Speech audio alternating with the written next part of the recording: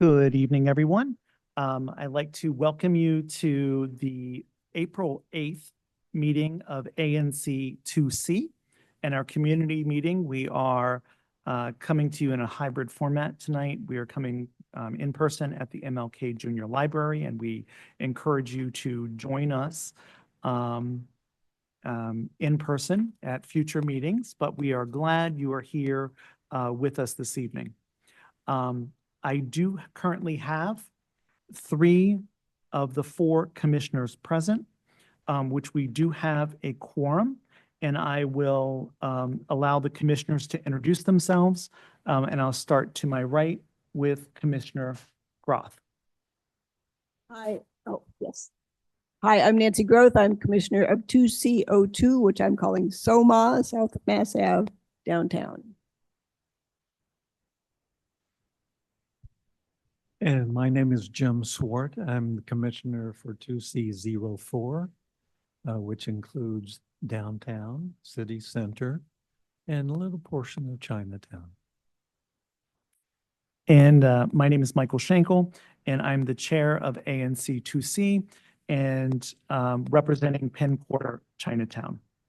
I will review the agenda with you this evening so that you can view the agenda with us. Just give me 1 second.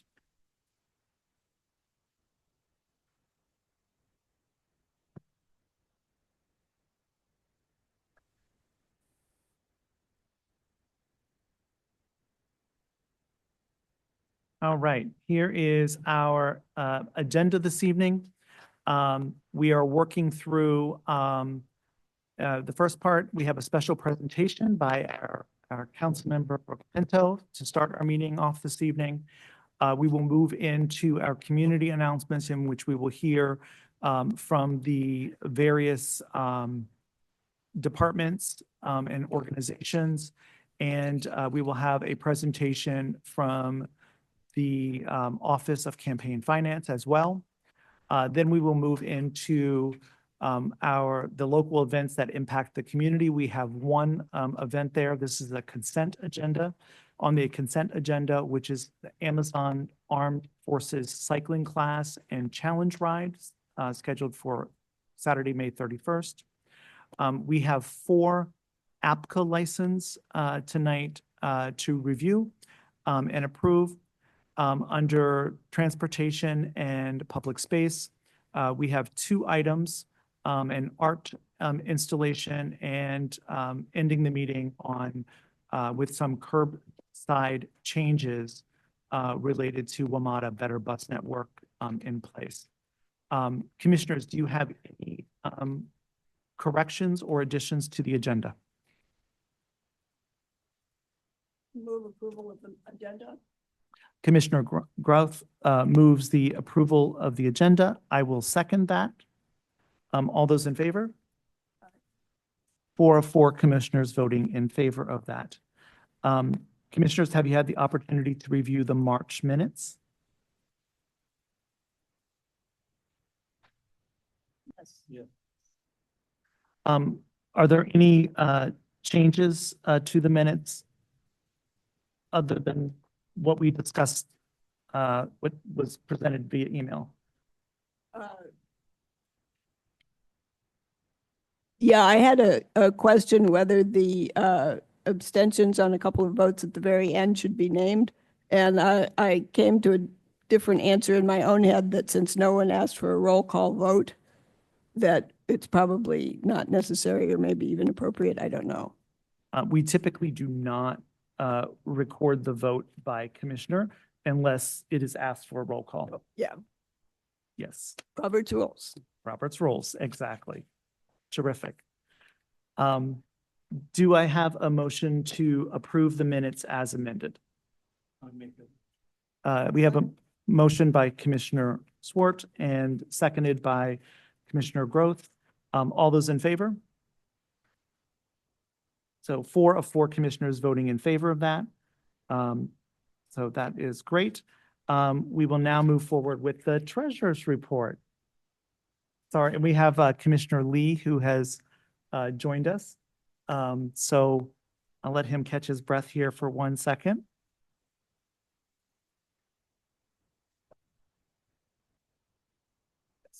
We had, you need to swallow that mic.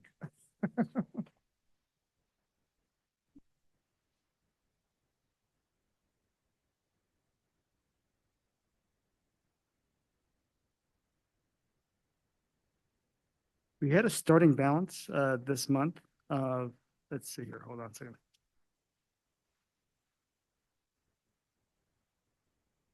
Right, okay, good.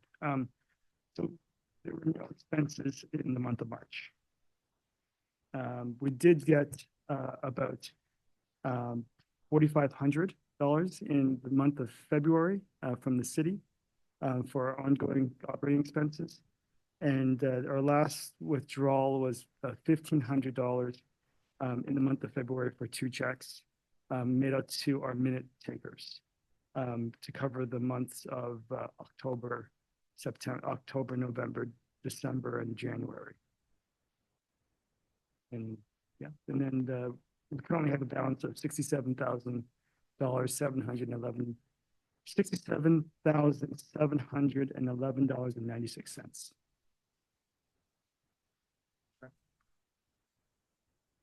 Thank you for that. And I guess at our next meeting, we will do the quarterly financial report. That's right. Okay. The second quarter financial report we'll do at our April meeting. Or May meeting. Woof. May meeting. Good grief. We're already into April. Okay. Terrific. I would like to now turn it over to our Councilmember Brooke Pinto, who is joining us tonight to speak with us. And I have her on the video here, I see. Hi, good evening. Great to see you all. Hope everyone's doing well. And Brian Romanowski from my office is with us tonight, and he's got a slideshow, so he'll be helping me kind of click through that. I thought I would give everybody, you can go to the next slide, Brian.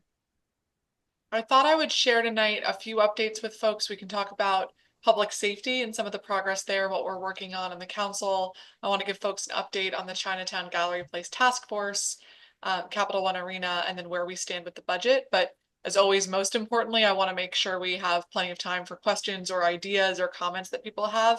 So I'll try to kind of cruise through this. You can go to the next slide. So as a reminder, we were in a very different place 2 years ago in the city when it came to public safety. And I really want to thank all of you who were so instrumental in putting our heads together and figuring out how we can fill some of these gaps and move forward in a way that makes more sense as a city and really address many of the crimes that we are experiencing. And so when I became chair of the Council's Committee on Judiciary and Public Safety, I really started focusing on how we can work together to fill some of those gaps and proposed my Secure DC Omnibus bill. And as a reminder, that had 3 kind of primary buckets around violence prevention, around holding perpetrators of crime accountable, and around improving government coordination. You can go to the next slide, Brian. And so I just wanted to remind folks of some of those provisions that were put in place that are now up and running that we're seeing a lot of improvement on. So safe commercial corridors, 2C is actually kind of our gold standard in the city for exactly how we want this to work. We started it as a pilot program downtown. And it's a grant program that is issued through the Deputy Mayor for Public Safety and Justice's office that the downtown bid has applied for and secured, which provides additional security on the street for folks to supplement the great work of the Metropolitan Police Department and have additional eyes and ears on the ground. We established the ability for drug-free zones. So for a period of 5 days, police can intervene on some of these areas that are having repeat drug activity. We started tracing our firearms, where they're coming from, and that better informs our strategy as a region. And we move forward interventions at the DC jail to better set people up for success once they come home with a broader set of skills. Go to the next slide, Brian. We did a lot in Secure DC around holding perpetrators of crimes accountable. We established new offenses for things like discarding a firearm, things like firing a weapon into a public space. Those things were not being able to move forward as felony offenses. We changed the rules around pretrial detention. Before Secure DC, it was nearly impossible to hold somebody pretrial, even if they had committed some of our most violent offenses like homicides, attempted homicides. So we changed the rules around that so that the U.S. attorney can at least argue if somebody is a risk to the community. We changed definitions of certain crimes like carjackings to fill gaps that were made through years of legal precedent and decisions at the DC Court of Appeals that could have made prosecuting these cases very challenging. You go to the next slide. And we broke down a lot of barriers with information sharing between local and federal partners. This was really important, especially in DC, because we had such a reliance on that partnership locally and federally, especially in our public safety space. And there were so many privacy laws preventing us from communicating and sharing information. We established a database at OUC, our 911 call center, that is now publicly available every single day, so people can track how long it's taking for calls to be answered, when there are errors, when calls were dispatched, and that's led to so many improvements at the agency. We changed the rules around fare evasion so that we can enforce fare evasion. We changed the composition of the Sentencing Commission to be more representative. You can go to the next slide. And so I just want to remind folks of kind of where we came, that we're now a year into this and have seen so many improvements with public safety across the board. From this time in 2023, when this process really began, violent crime is now down 40%.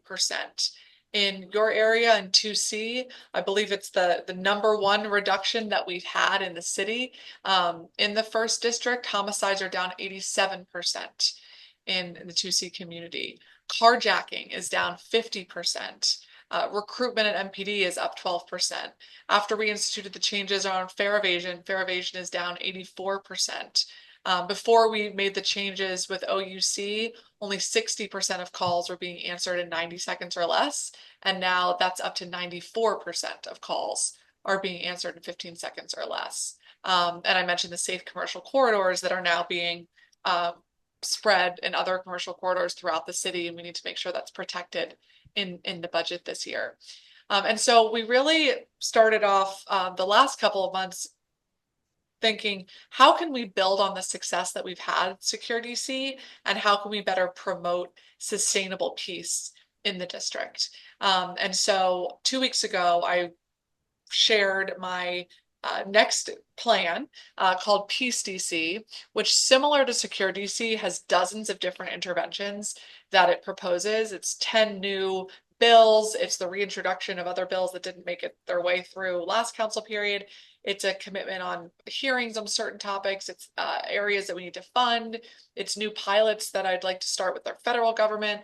So it's a wide-ranging set of initiatives that I think is important as our next step to continue to promote safety and peace in DC. And it does 4 main things. First category is around empowering our young people and supporting neighborhood harmony. The second is around preventing violence before it occurs. The third is around supporting our public safety workforce. And the fourth is to reduce recidivism and set people up for success. You can go to the next slide, Brian. So here are some of the things that it does in that first category of supporting our young people. Things like our safe passage coordination to better ensure that our safe passage workers are working with our principals and school leaders. Expanding our truancy pilot that we started last year to more schools so middle schools can have access to this.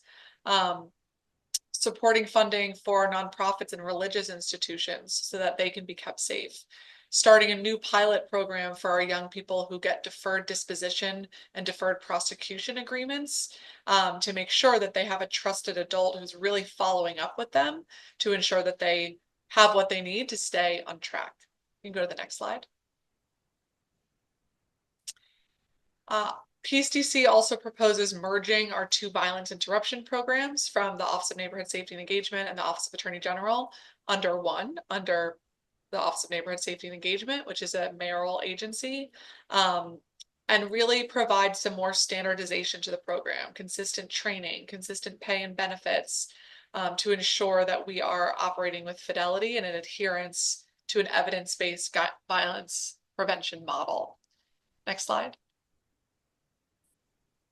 PSTC proposes a number of areas to support our public safety workforce. So in Secure DC and in the last two budgets, I've really focused on getting more officers and public safety professionals in the door. So these are things like hiring bonuses, tuition assistance, housing assistance, and that has helped. But now what we're seeing is a lot of folks are leaving the force, leaving fire and EMS, leaving MPD, and leaving the Department of Corrections. And so PSTC proposes a new program wherein if you're a public safety officer, you can, or firefighter, you can earn your retirement benefits, but still earn your salary and continue doing your job. And it's this really great way, in my view, that costs the city very little money, because if that person retired, we would have to backfill that position anyways and hire a new person. But it allows us to keep some of our more senior and experienced officers and firefighters and emergency medical response workers on the force. Next slide. And then the fourth area it focuses on is reducing recidivism. I have spoken and met with so many returning citizens, either who have come home from serving time at the Department of Corrections here in DC, or who have served sentences sometimes for multiple decades anywhere else across the country in a Bureau of Prisons facility. And the two biggest barriers that I hear most often from folks are access to housing and access to employment. And so PSDC proposes a number of interventions and initiatives to better prepare people for reentry by coming to DOC for the last 6 months of their sentence if they're serving time in BOP, setting up a new pilot program to incentivize people to house returning citizens in their homes, creates incentives for the private sector through tax credits to hire returning citizens, and also breaks down some barriers that we have in our own local government around hiring returning citizens as well. And we think this is a really important part of sustainable peace, that it is not enough to kind of address crime where it's happening, but we need to make sure we're looking at the whole picture at the earlier end of the life cycle and intervening earlier, and also at the later end of the life cycle and making sure once people have served their sentence that we're helping reintegrate them into our community. Next slide. So I just wanted to make sure you all kind of had that context of where my team and I are thinking and focused on for our next step to continue the improvements we've had with public safety, recognizing there is still a lot more work to do. And so we're having a 2-day hearing on April 23rd and 24th. We would love folks to come testify on any pieces of the PSDC plan. If Brian, you could put that link to sign up to testify in the chat. And then here are the other dates that we're having: the 24th to hear from government witnesses, and a roundtable on the violence interruption merger. Next slide.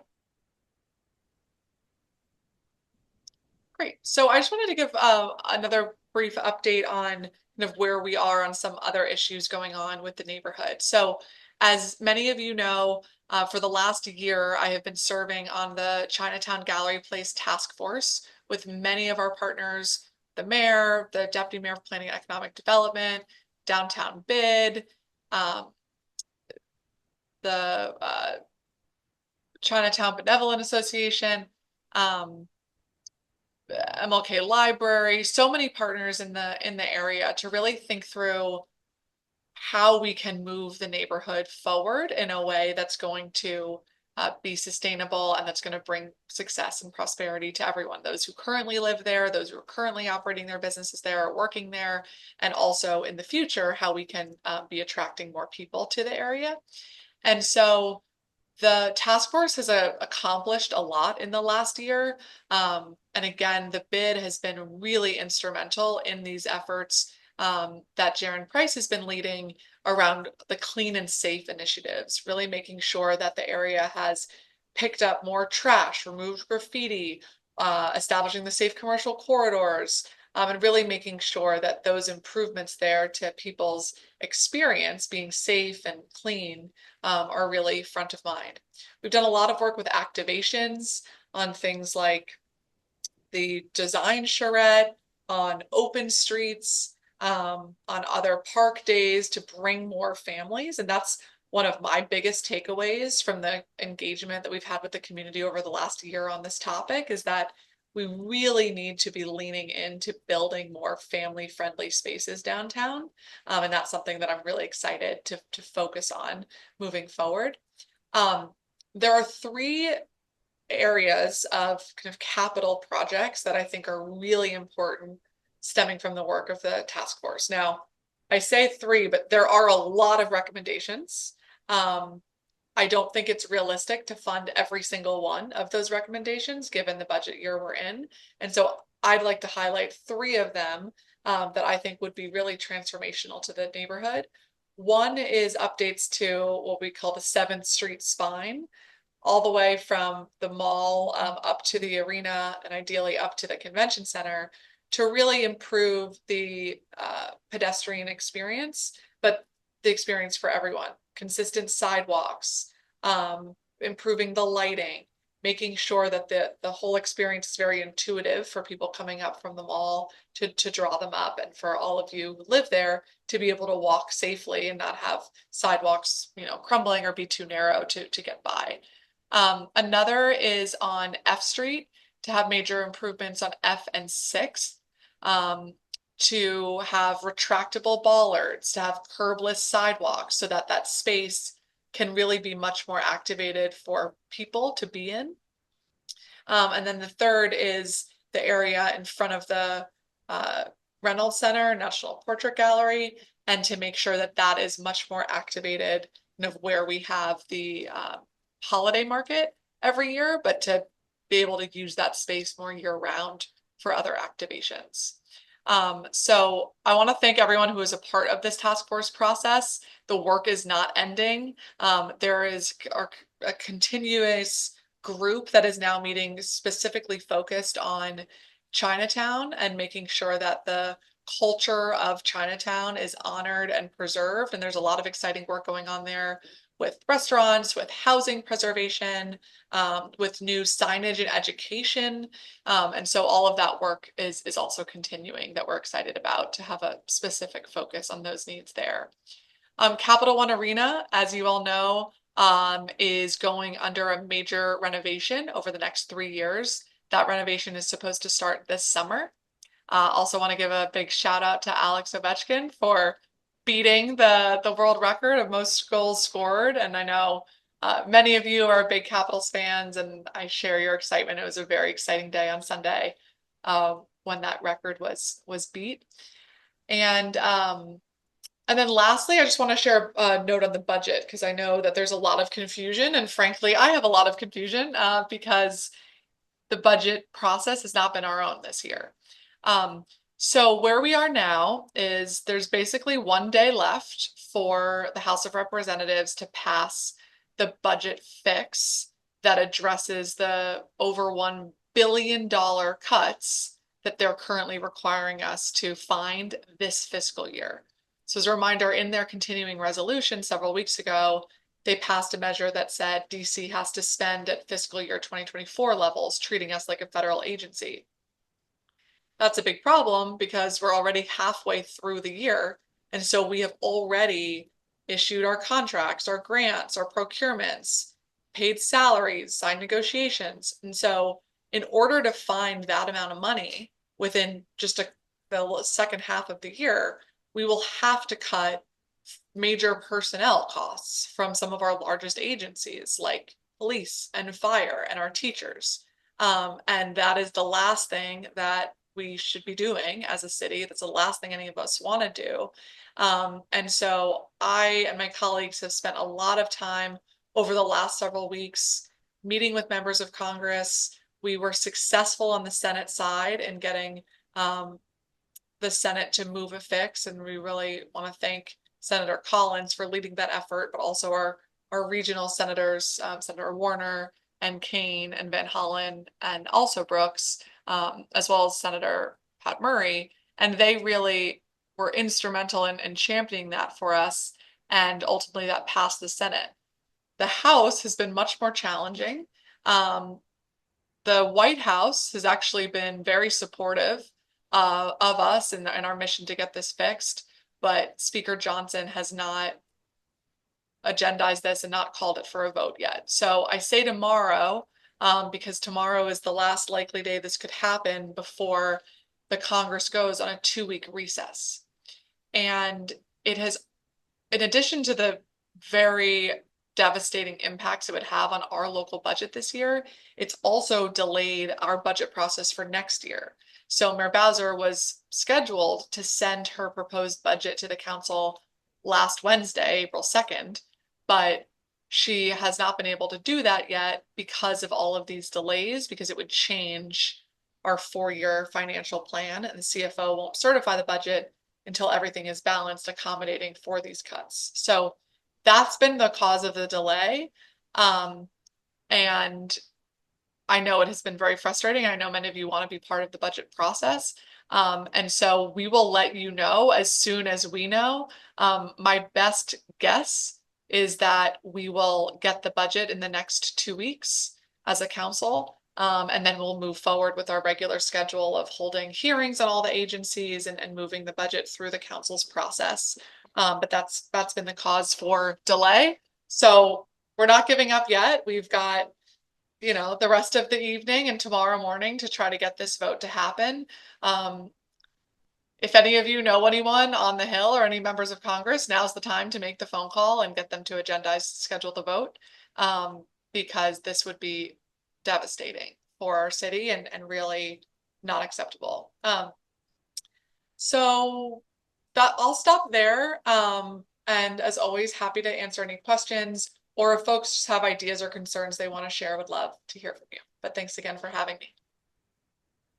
Thank you so very much, Councilmember Pinto. We appreciate you being here and providing this update for us. I'd like to first open it to the commissioners for questions of the council member. Go ahead, Nancy. Great. Good evening, council member. We're so happy to have you here. Welcome. As you know, the biggest focus of my SMD is the potential future low barrier men's shelter at Green Court.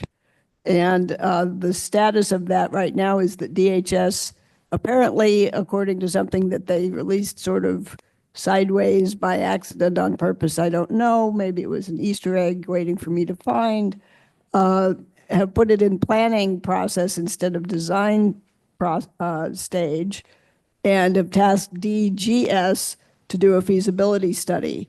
That was a month ago, and I have been unable to get any answer of any kind from anyone at DGS, Department of General Services, to either confirm or deny that, or tell me what the timeline is, or has it been assigned to anyone, or are they waiting for the 26 budget?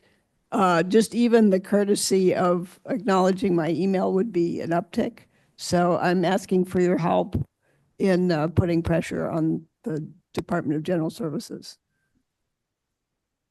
Well, thank you so much, Commissioner, and thank you for your leadership in staying on top of this issue. I have promised you and all the commissioners and this very ANC on several times in the past that I will not support a project for Green Court without community engagement. And I gave you all my word on that, and that has not changed. I have no reason to believe that this is going to move forward as a low barrier men's shelter. That's not something that the community has been a part of. That's not something that I am supportive of at this time. And so I think the best thing to do is in the budget that the mayor sends down, we will all be able to see if there is any money in the budget for this type of project. My guess is there will not be. That would be my guess also, but they released a capital projects thing during the oversight hearings process that said that there was $9 million of capital money assigned to the Green Court shelter. And if there's going to be a feasibility study, I have 5 buckets of questions based on community input that feasibility study should answer before they could even think about going into any other phase, whether there's money or not. So I would just like to have any clarity at all for transparency's sake, for accountability's sake. Yes, understood, and I will continue to keep pushing them for that as well. But I mentioned the budget timeline because I think that we'll see what's in the budget.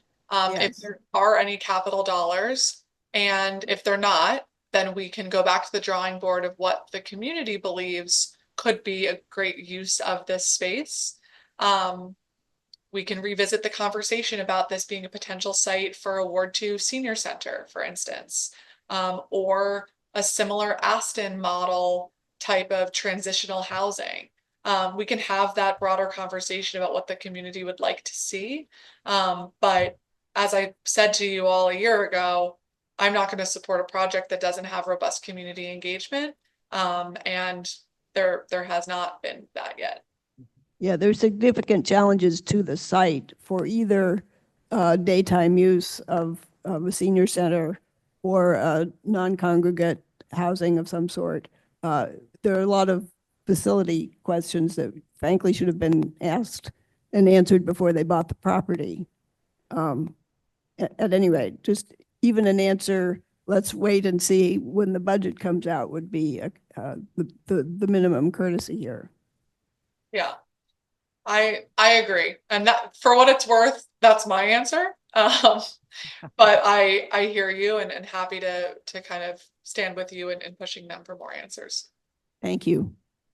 And I believe Commissioner Swart, did you have a question?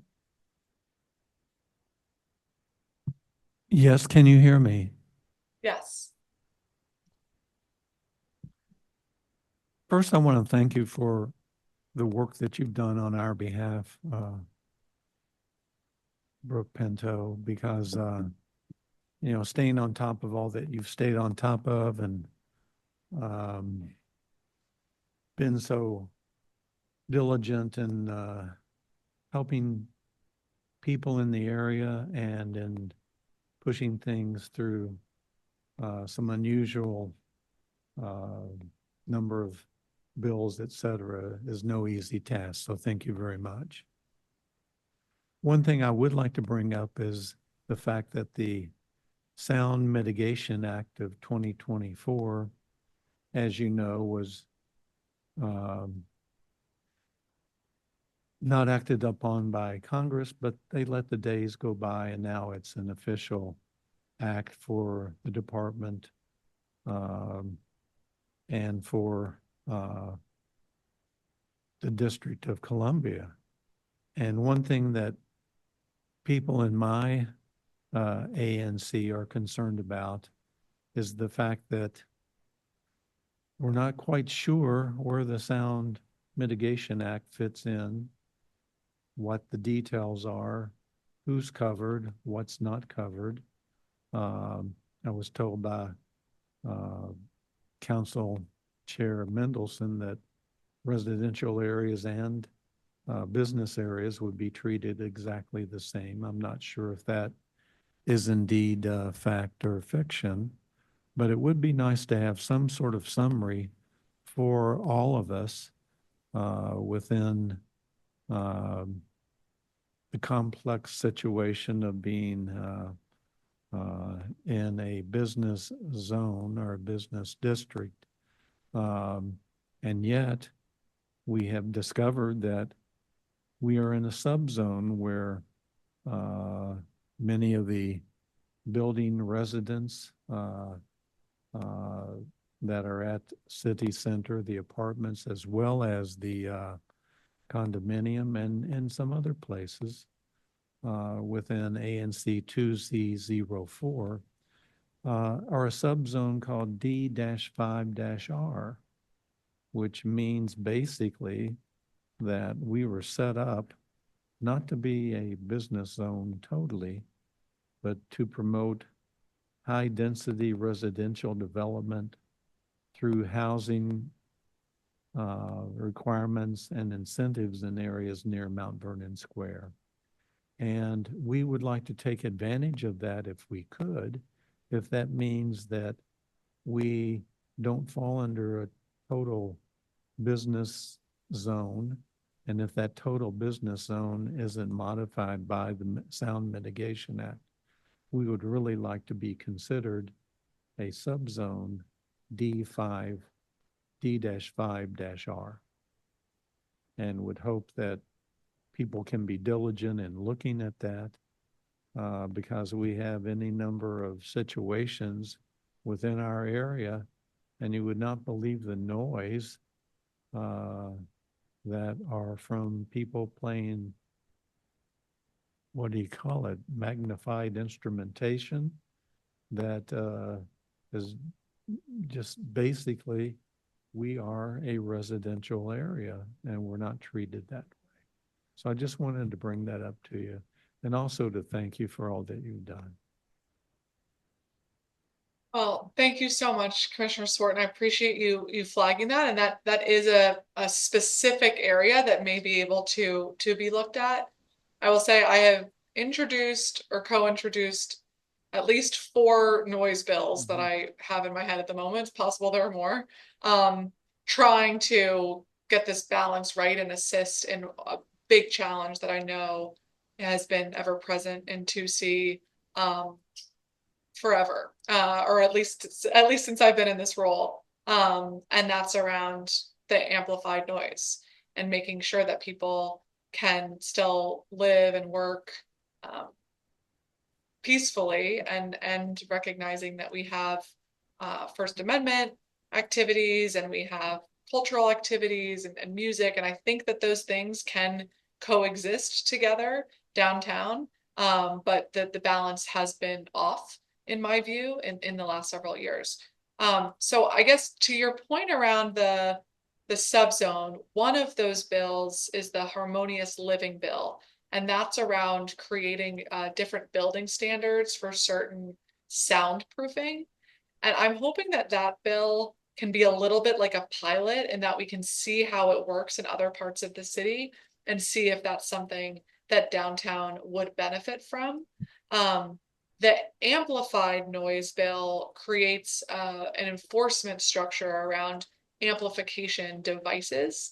And I think that's the best avenue to make sure that we have accommodated the challenges in your neighborhood. And same thing with the residential tranquility bill that is part of peace. And so if anyone wants to testify on that issue, would invite you all again to that hearing that we're having on April 23rd, because that tries to get at a specific challenge of demonstrations that are targeting a residence in residential areas. And so if the concern is about targeted focused efforts like that, but in a different zone, we can also have that conversation. So I give those examples that there are a couple different avenues we can think about to make sure that the challenge you are having is solved by any one of these noise bills, or at least changes in the regulatory system. Thank you for that. I do have a couple questions in the room, and I have, if you could step to the microphone, that would be great. And I do have a question while we're getting someone over there from Cassie He online. Oh, no, sorry. Oh, mistake. Never mind. Yeah, Councilmember Pinto, thank you for your service and everything you've done for our neighborhood. I wanted to give you a shout out for what you did after I called you and your staff, after we learned about the advanced designs for the Capital One Arena renovation. Those had not been previously made public. They occurred about 2 months ago. And it would basically have turned 7th Street into the Great White Way, sort of a new Times Square. And it would have also, it would have been a wraparound that ended up in the G Street alley facing our some 32 units, 10, 12, 18% of our building. People would not have been able to live in those condos because of the lights that would have been glaring into theirs. Because of your intervention, Monumental Sports Entertainment just came through magnificently. Starting with Monica Dixon, who's the, as you know, the president of Monumental Sports Entertainment, who assigned her staff to work with us, including Clark Construction, which is the major contractor for Monumental Sports. We worked out an arrangement that the noise, very heavy noise, would not start until after 8 a.m. so that our residents could get, including young children, could get a good night's sleep and not be bothered till after breakfast, so to speak. And then also we worked with Gensler, the architect, actually the main architect, went into our building units and saw what the damage would be, the visual damage, if this design had gone forward. None of this would have happened, Councilmember Pinto, without your intervention. So I wanted to publicly thank you for what you did for our building.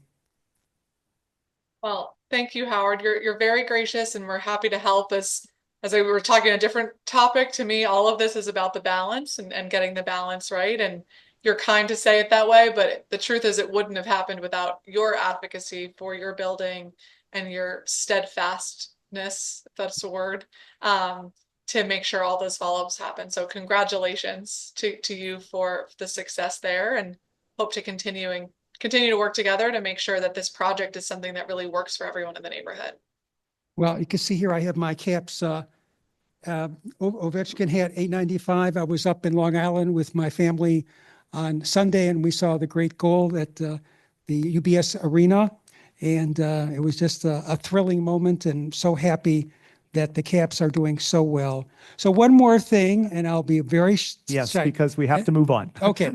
Drug-free zones, let's talk about how we can make them permanent. Thank you. Thank you, Howard. Cassie? Hi, council member. I'm Cassie with Save Chinatown, DC. I would advocate for drug-free zones not to be permanent. But anyways, that's not what I'm here to talk about. I just had a few questions. I'm super excited to hear updates about the task force, actually, because honestly, we haven't heard a lot about them in a while. So we were like, what is happening? So I just want to say that before any final kind of implementation or recommendations are made, I really want to reiterate that hundreds of community members have expressed deep concern with the lack of community input that has been considered in this entire year-long process. I think case number one is no one on the task force lives in Chinatown, but you're making huge decisions that will impact the future of Chinatown and all the Chinese residents there. So yeah, I don't know, but honestly, it feels kind of like beating a dead horse because we have been coming to task force meetings for a year and we have yet to get a response from Deborah and Jody about having a meeting. So anyways, I will not belabor the point about that. So I have two questions for you on the task force. I was just wondering what the timeline of implementation will be, and then also if there's going to be a final report with the full list of recommendations, or if that initial 8 big ideas report from last year was the kind of only public research that'll be published. Thank you.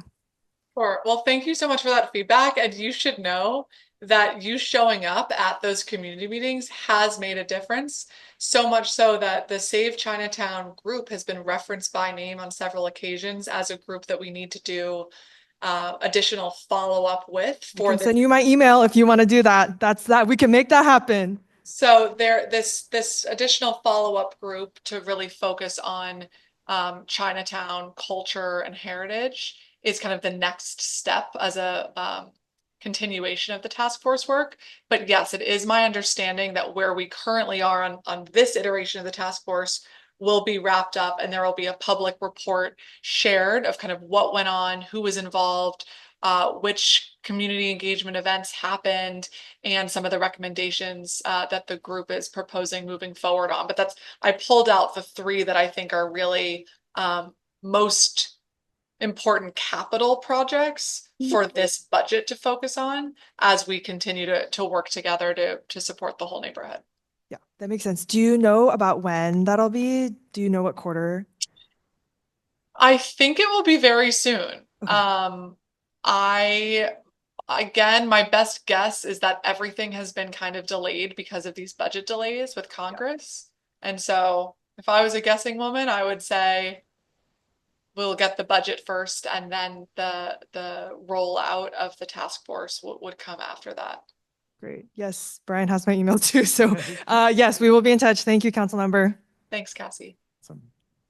Hi there. Could you please introduce yourself for the record if you could? Sure. Hi, I'm James Stroud. I live in Penn Quarter. Thank you for joining us, Councilmember Pinto. One thing I wanted to comment on, like in your presentation, you mentioned accountability for violent crime, and one violent crime that I think is especially relevant for that is Officer Sudden and Lieutenant Zavofsky in the murder that they were convicted of.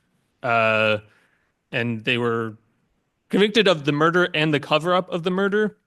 And President Trump pardoned them, and MPD reinstated them. And I was trying to search online for any sort of like public statements by you on the subject, but it's like for the head of the Judiciary and Public Safety Committee, I didn't really see that much, which is kind of surprising. I feel like this is really important for accountability, for trust in the police force. How can we be reinstating a murderer who is convicted as a murderer? What sort of example does this set? What sort of precedent does this set? Especially as Trump's seizing control of DC and using MPD as like an arm of his administration, as we see with MPD assisting Doge in invading the Institute of Peace. So I just want to ask, will you condemn the reinstatement of Sudden and Zabowski, put any sort of pressure on MPD or the mayor to prevent this grave injustice? Also, quick comment on drug-free zones. They don't stop crime, they just relocate crime temporarily. One MPD officer in an ANC meeting pretty much confirmed as much. So thank you. Thank you so much for those questions. So first, let me just say that MPD is a district agency. MPD reports to the mayor and we have oversight over them, and that is really important that that be maintained.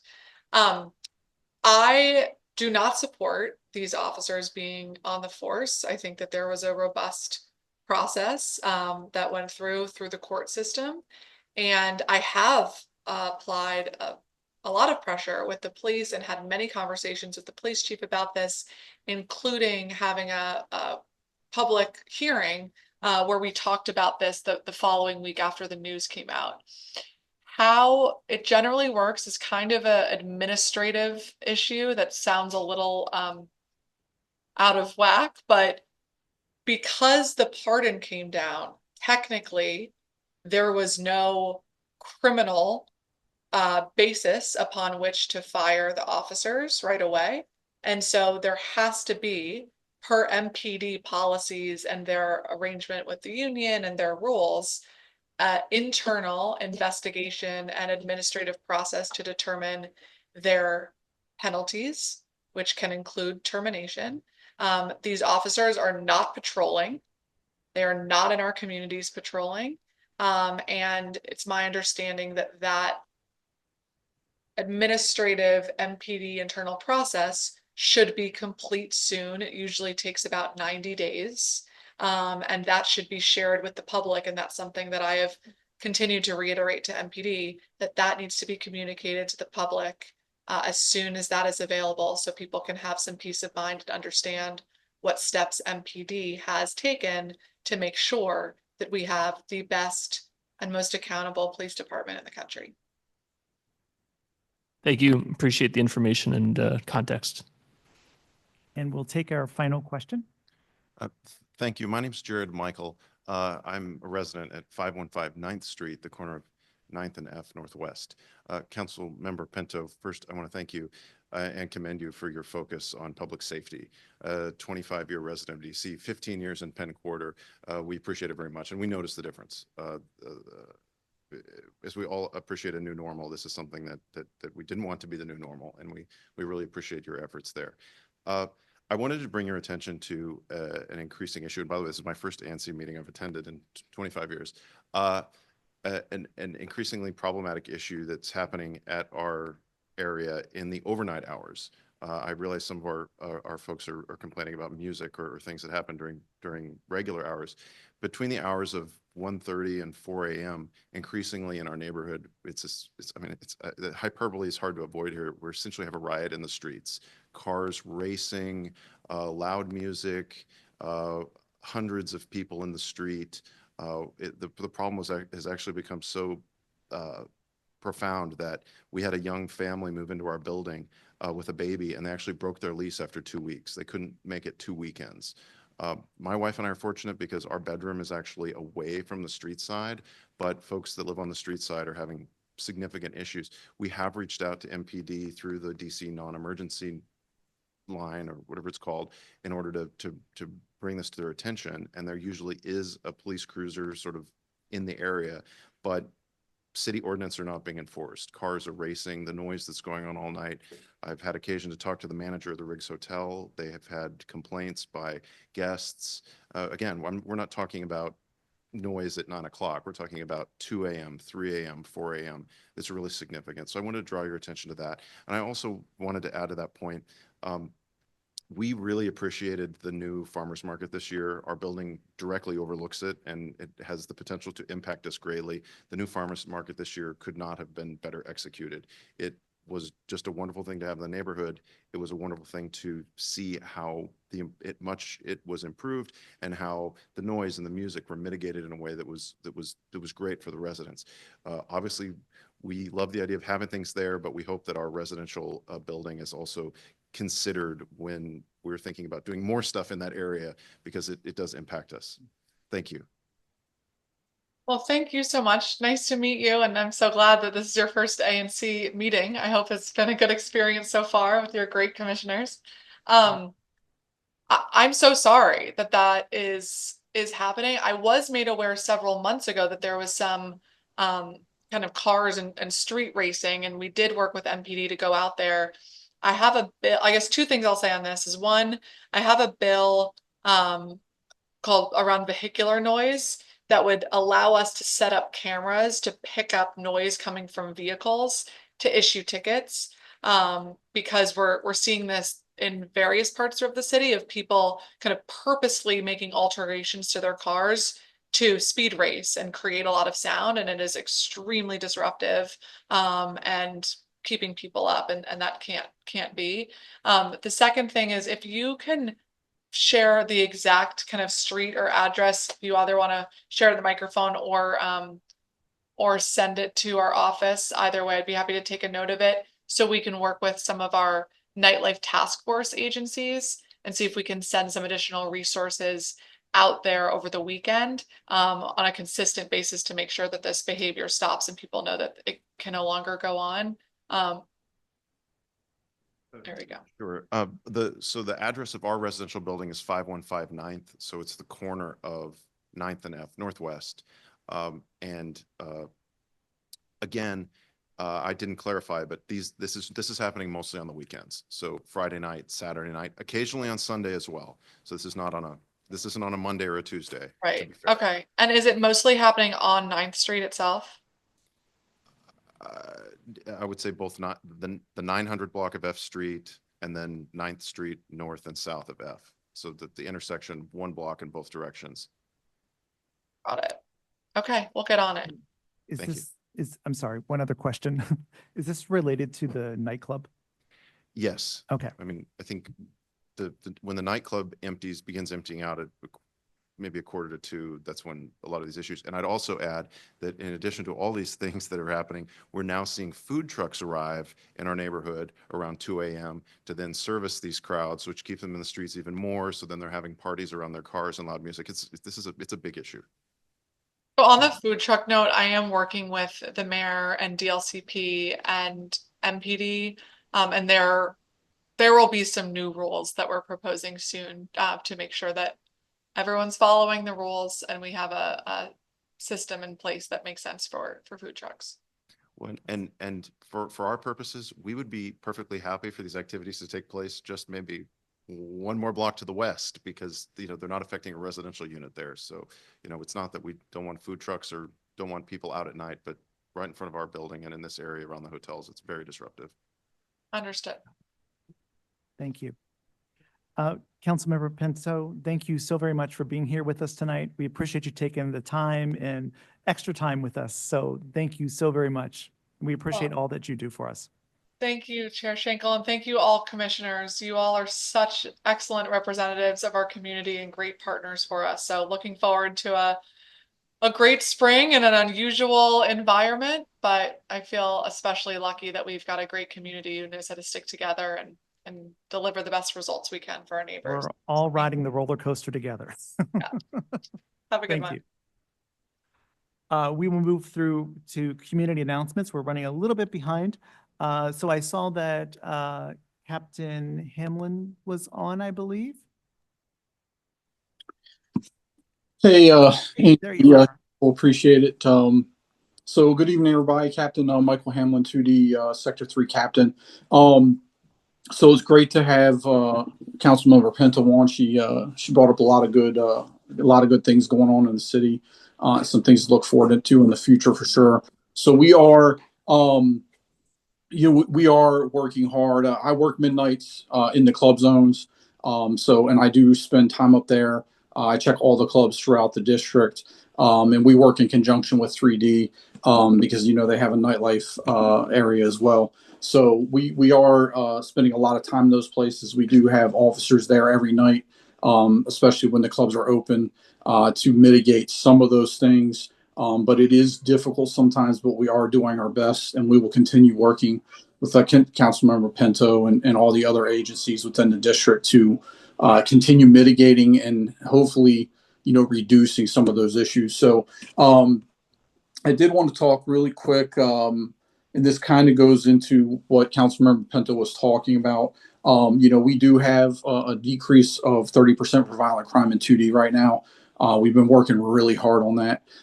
We do have a reduction in property crime, but that's a little bit lower. And what we're struggling with, and that's not, burglaries aren't necessarily an issue for the 2C area.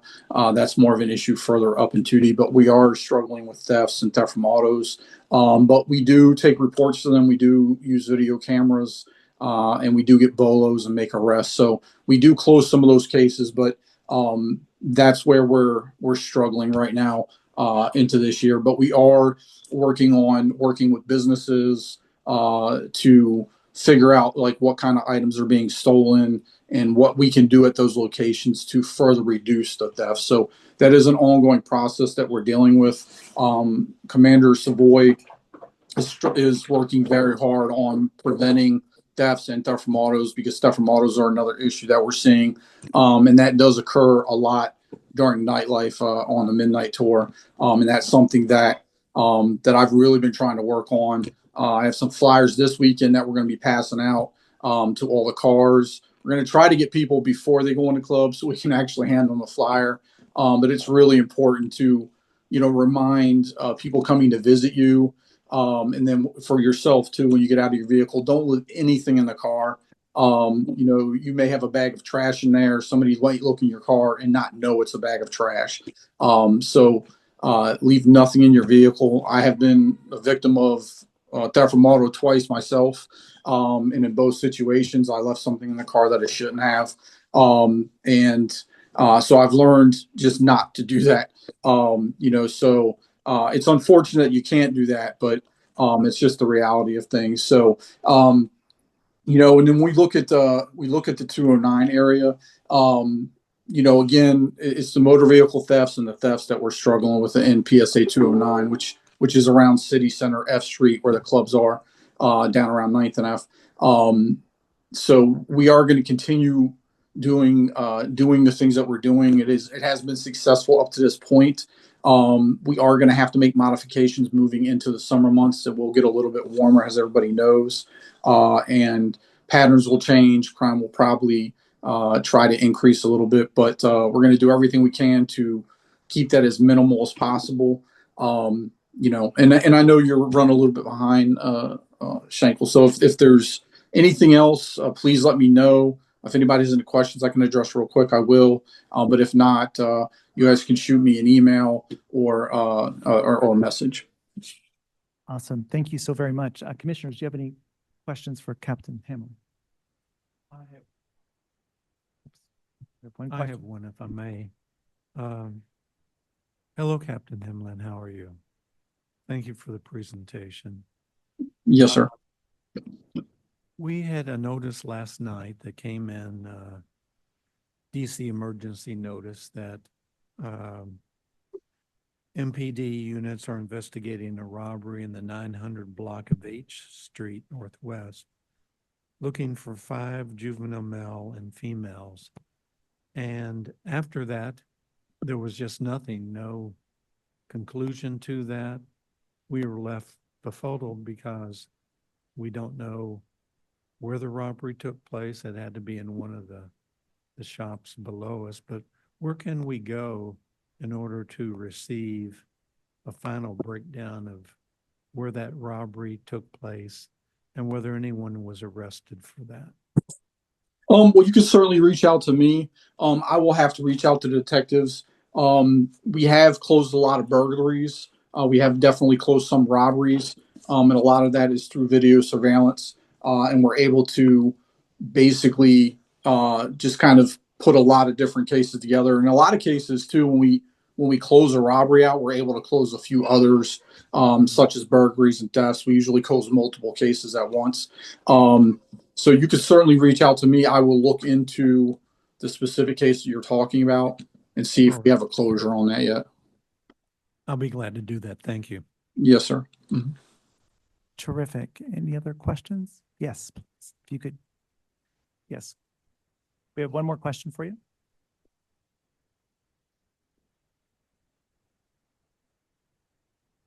So, thank you. My name is Beth Landry. I'm a resident of 2C1. And thank you, Officer Hamlin, for presenting to us. It's not a question actually more for you, but I didn't know where else to ask the question. Commissioner Schenkel, I sent you an email late last week, and grateful to our other fellow resident here who spoke to this. My email was in regards to the reinstatement of Officer Sutton and Savovsky. And I'm grateful to hear from Councilwoman Pinto that her position on this is not supporting the reinstatement of the officers. I have here the copies for all of the commissioners of the resolution that 4D put forward condemning their reinstatement. And my ask is for ANC 2C to do the same, to take a stand and say that they do not support reinstatement of these officers, and to not again set a precedent because it doesn't instill confidence in the community. Thank you. Thank you for that. Thank you, Captain. We appreciate you being here. I have not officially publicly congratulated you for being promoted to captain. It's been a while. And I think the last time that you were on with us, I think that there was a storm and there was a tree that fell on your house. Yes, that's, yeah. Yes, I hope that's that new house behind you. Yes. Well, it's partly a new house. Yeah, it's about 200,000 in damage that they had to repair the house. So it fell on right at the beginning of the meeting. Fell on the house. Yeah, so a little bit of a scare, but yeah, we're back in and we're good. Awesome. Well, thank you so much for being here. Yep. Thank you so much. Yep. And I put my email in the chat for everybody. So feel free to send me an email. Awesome. Thank you so much. Yes, sir. I saw Captain Herrenbach on with us a minute ago, or someone from MPD 1. Maybe they had to depart us. Okay, we will then move forward. Yes. Hello. Oh, there you go. Hi. Hi. Hey, how you doing? I'm standing in for Captain Hermanek. My name is Lieutenant Greg Archer. I've just recently got to 1D, and I'm just kind of taking it all in. This is a really informative meeting. In the effort to not be long-winded, I just wanted to introduce myself and also to leave my contact information down in the chat. Well, it's very nice meeting you. Pleasure meeting you as well. Will you be attending our meetings in the future? Yes, sir, I will be. Awesome. And I'm sorry, I missed, were you officer, sergeant, A captain? Lieutenant Gregory Archer. I did them all but except lieutenant. Awesome. It's all good. Thank you so much, Lieutenant, for being here. We appreciate you and nice to meet you virtually. Pleasure to meet you. Awesome. Are there any questions that we need to bring back to MPG 1? If not, thanks so much. We appreciate you being here. Then we'll move forward to the office of the mayor and the mayor's liaison. And I believe we have, I believe Grace is on with us this evening, if I remember correctly. Maybe she has not arrived yet. Hi, good evening, everyone. This is Yo, Ty. Hi, Ty. How are you? I'm doing fine. Thank you very much. Yeah. I'm going to keep it very brief because I know we're likely behind schedule. My name's Ty Billa, Ward 2 Manager with the Mayor's Office of Community Relations and Services. I'm here to identify and address any constituent issues or concerns. I do have a full detailed deck with resource information and updates, which I would love to share with you all. So I'll go ahead and drop my contact information if you would like to receive it. Please just shoot me a quick email and I'll go ahead and share that with you. For the time being, I just wanted to share 2 announcements. This Sunday, April 13th, we will be having or celebrating our 20th anniversary DC Emancipation Parade. So if you are interested in joining us and would like to also walk alongside the mayor, please shoot me an email and I would love to go ahead and register you. Again, that's going to be Sunday, April 13th at Freedom Plaza, and the parade kicks off at 2 p.m. Secondly, I wanted to let you all know about the 8th annual spring cleanup. On behalf of the mayor, Ward 2 specifically is going to take place at French Street Park, which is located at 941 French Street Northwest. And that's going to be on Saturday, April 19th at 10 a.m. There are going to be cleanups happening in each respective ward, but for the location specifically for Ward 2 is going to be in French Street Park. So again, if you have any information or any questions, please feel free to reach out to me and I'll be more than happy to answer them. Again, wanted to keep it sweet and short because there is a lot of information that I do have available. So just shoot me a quick email and I'll be more than happy to share the deck over with you. Thanks so much, Ty. Can you explain what the spring cleanup is? Yes. Folks. Absolutely. So that's just an initiative that happens annually on behalf of the mayor's office. We have a lot of our partners joining us, such as Serve DC, Department of Justice, the MOKers, Serve DC, DPW.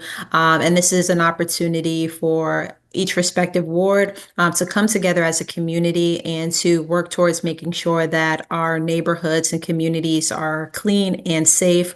So some of those designated locations will have tabling information as well. And there's going to be, as mentioned, various government district employees and services provided. Again, so, we're ready to make sure that we're maintaining and keeping the community safe. And this is an opportunity to do so on April 19th. Thank you for that. I did have a follow-up from our last meeting. During the last meeting, we brought forth the necessity to have a porta potty put around the MLK library for homeless individuals after hours, so they do not have to defecate in the flower beds around the library. Yes. I have heard nothing about that other than that we will take that to leadership.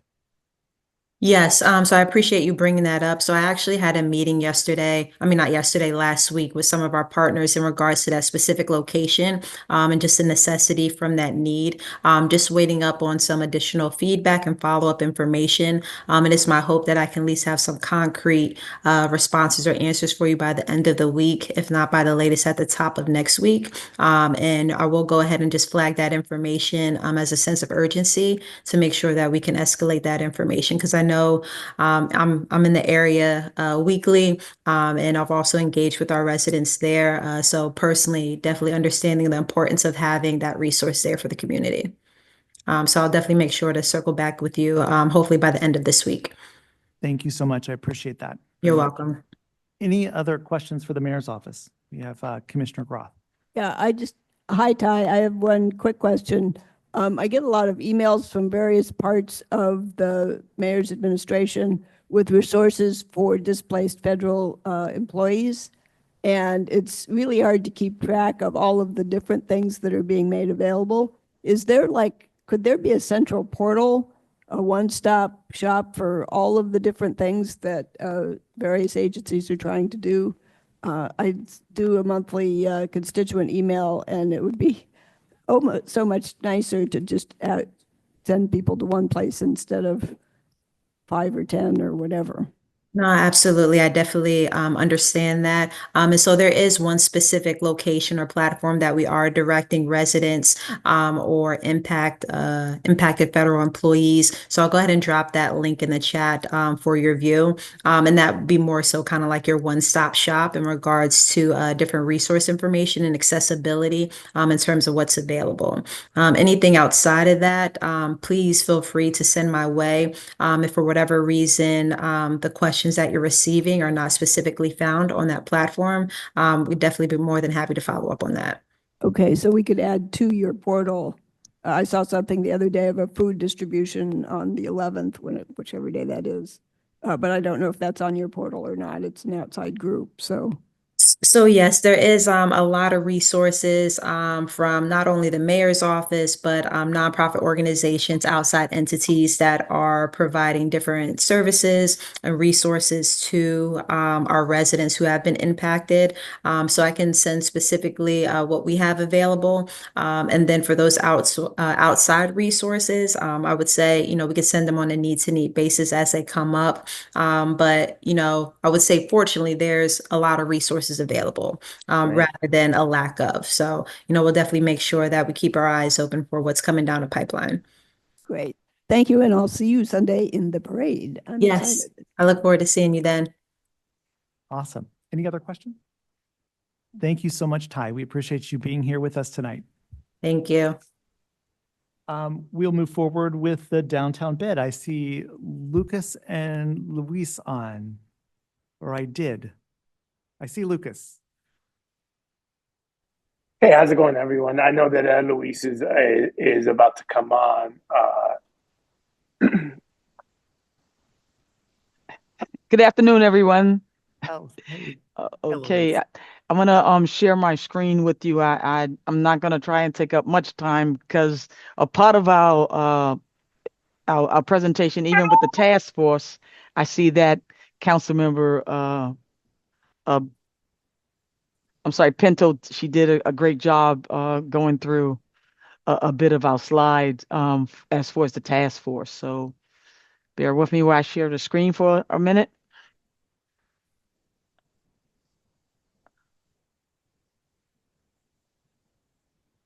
There you go. Perfect. Wait, not quite on my end yet. Just one second.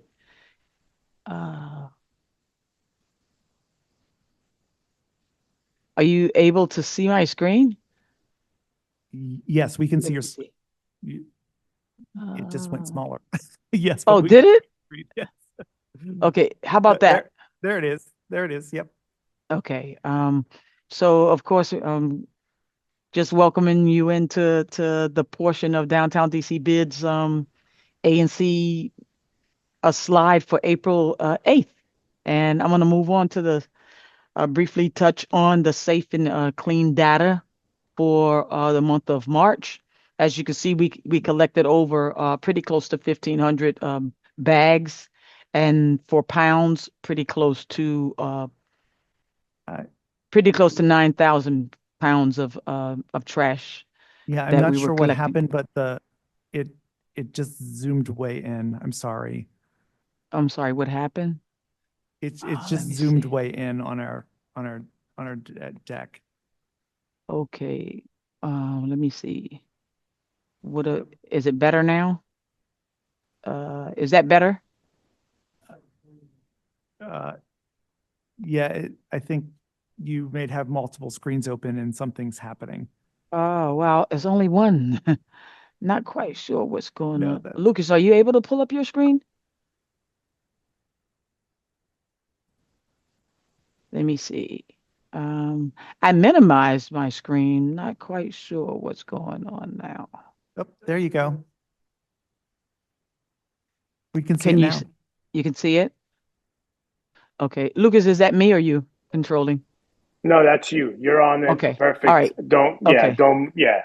Okay. So going down to, as you see, posters, stickers, graffiti being removed, we're at 1,300, and then we'll go down to the routes for that's being controlled checkpoints for our safety hub team. You see, we have 700 and I'm sorry, 7,290, 81. The wellness checks are all still moving along pretty well, and we're getting great feedback, which allows us for the digital checkpoints to respond if there is anything that's problematic or concerning. That information is sent directly to both Lucas and I, and we're able to interact with those businesses and then deal with whichever law enforcement that's needed at the time to ensure that they're safe, the businesses are safe. We'll move to the next slide. Just wanted to share some other data of functions that we were or are doing and have been doing in our bid, in our green space. You can see that we launched our The Rumor event, which was last month, and this was also in our Anthem Row location. I'm not sure if many of you remember the old Tech World, which is now Anthem Row. So we had over pretty close to 12, probably 1,200 to 1,500 people in that space as we did this activation.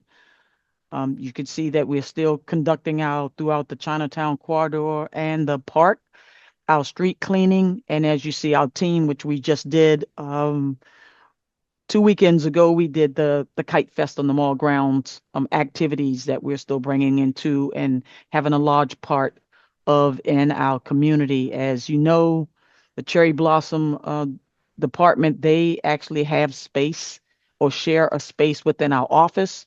We're also this weekend coming up, which we would be participating as well as cleanup for the parade.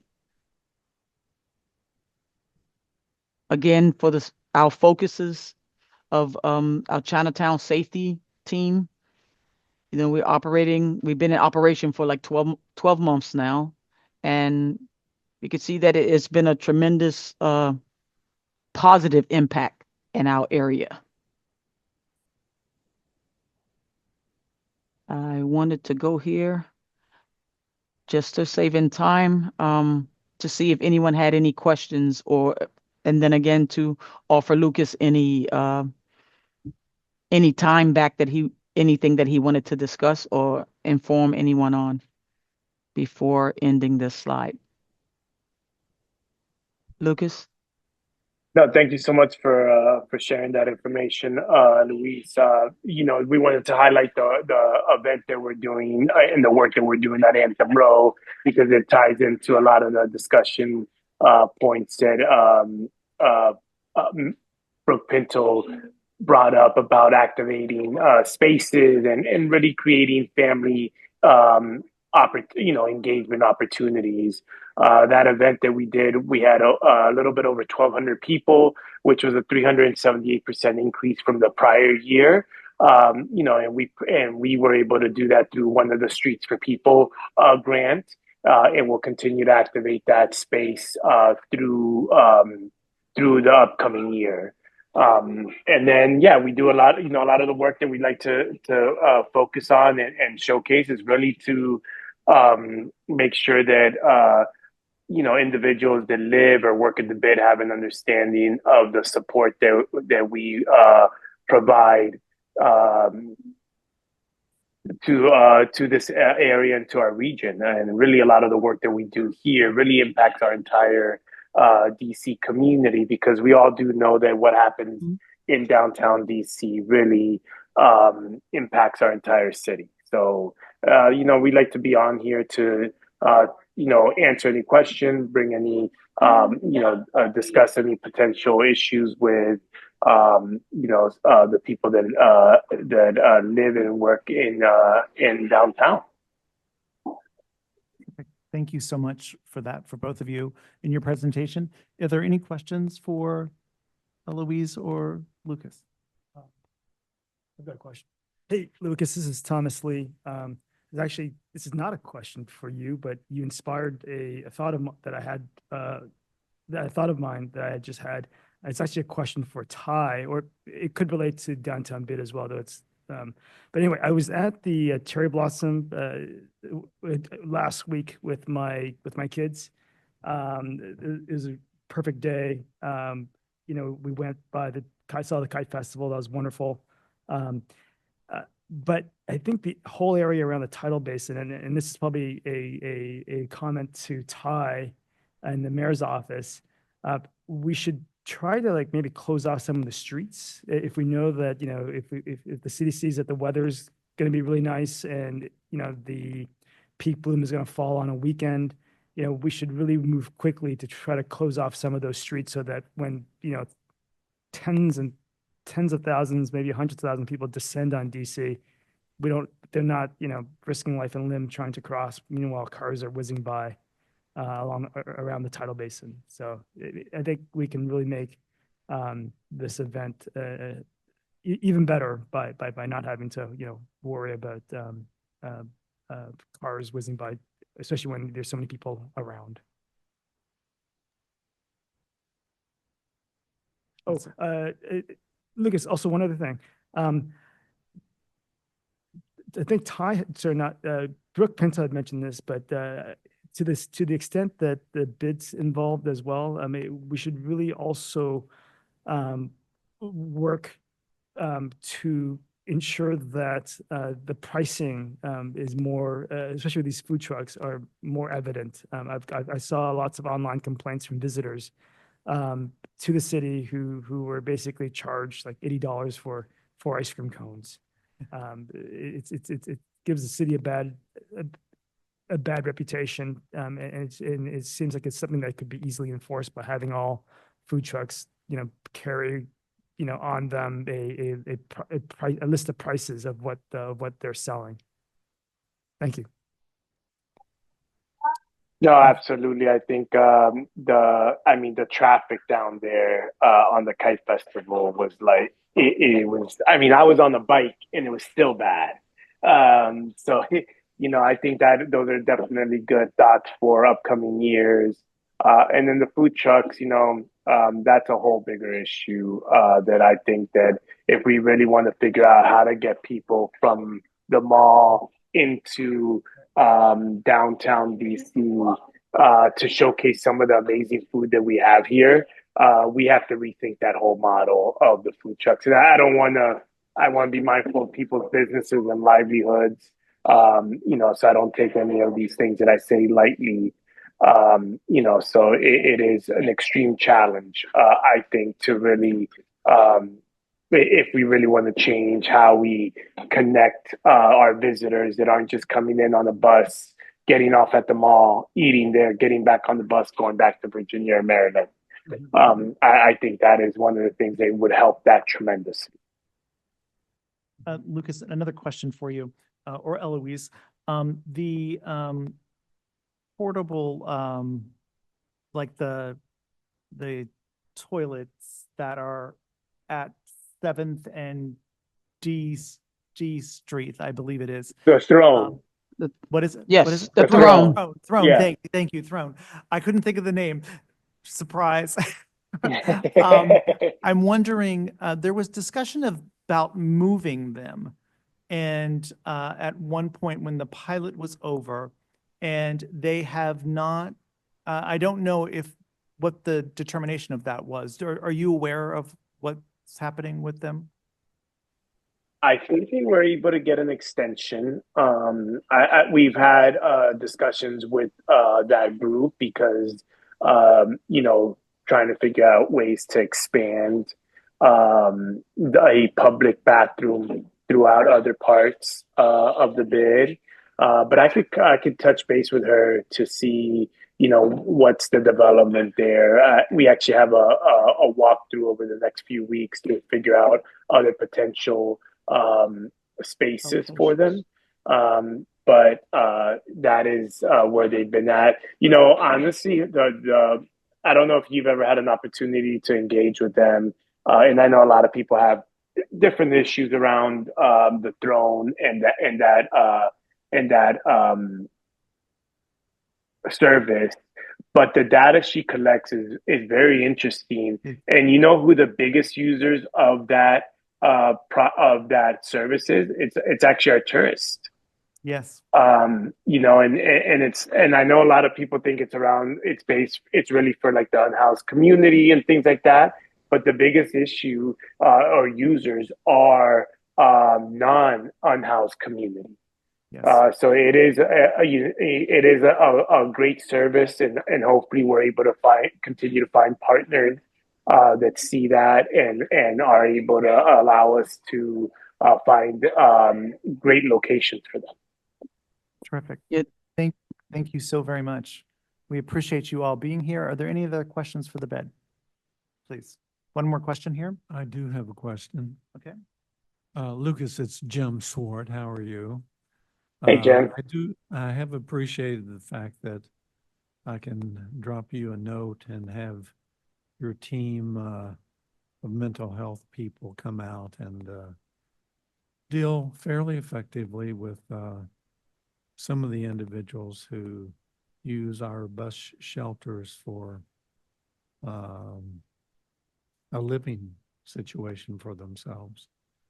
And I do appreciate that, and they've done a very nice job. However, it would be nice if they could come without my making a call to you, maybe checking every 2 to 3 to 4 days, if that's a possibility. And I know that might be a hardship for them, but, and I can certainly call. But if they could just make it part of their routine to check on that individual who's at 9th and H Street, that would be great. Thank you. Absolutely. And I know our outreach team is out there every day, including our SAMs and supervisors. And I'll make sure that I flag that area for them as a regular stop to figure out how we could engage and get the unhoused individual there to also accept support, right? It's not only offering, but the individuals have to want to accept the support. But no, we'll make sure that we put that on our priority, you know, because it's also right next to MLK, which has a big unhoused community around there. So we'll make sure that we flag that. Thank you. Thank We you. have I do one. appreciate it. We have one question on the floor here. Hello, Lucas. My name is Adrian. I'm with the Save Chinatown Solidarity Network, and I had a question for you. So first, I'll start with an awareness of just a comment on something that I've noticed. And with the business activations, you've had like a night market, I believe one in Chinatown. I've talked to some of the business leaders there, and they said that they've experienced several barriers to being a vendor at these night markets, even though they had an interest to it.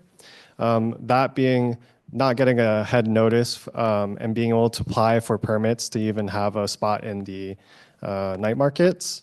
And then language access is another issue that I've seen from those folks. So the question I have for you is, would you be able to dedicate a resource or a time for them to physically come and hear out the information for these activations, and would you be able to provide those language services? No, that's a great question. I think, look, one of the things we did a pilot, a night market with Moapia, and this was a Moapia-led effort, and we supported it. It was, you know, it's a small setup. It was only 10 vendors that we were able to have there. And we supported the efforts. And we're also in talks right now for a summer series around the night market.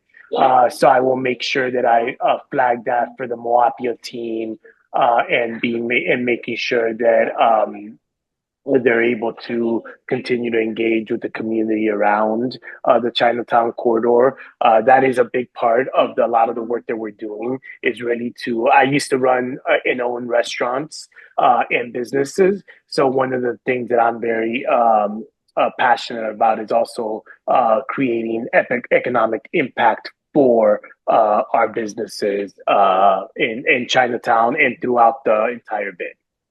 So I would definitely make sure that we flag that. And if you have any names or any businesses that you want to connect me with that you got this feedback from, please, you could put them in touch with me, and I would love to connect them with the Moapia team and myself to make sure that they have an awareness of the events coming up and how to participate.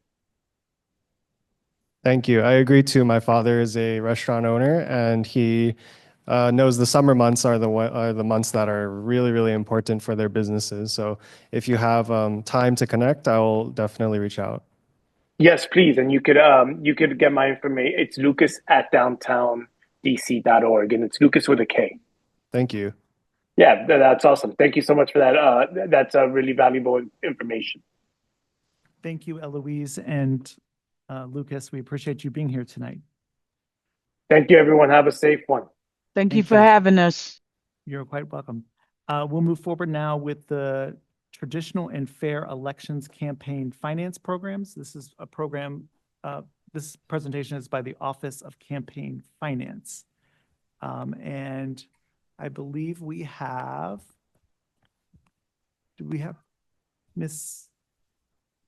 someone from Campaign Finance on? Yes, Calvinetta Pete. Oh, yes. Hi there. How are you doing? I'm good. How are you? Good. It's a pleasure to have you. Thank you. So I'll begin. I'm going to be brief because I know that you guys are kind of running behind on time. But my name is Calvinetta Pete. I am a hearing examiner with the Office of Campaign Finance. And I want to thank you very much for allowing us to present here today. And like I said, I'm going to be brief. If you have any specific questions, I will throw up our website in the chat. And you can find any information that you may have questions to in the chat. And I'll also be available for any questions that you may have at the end. So to begin, the Office of Campaign Finance mission is to basically regulate and provide public disclosure and financial operations of those candidates and committees in both the traditional private financing and the public financing program.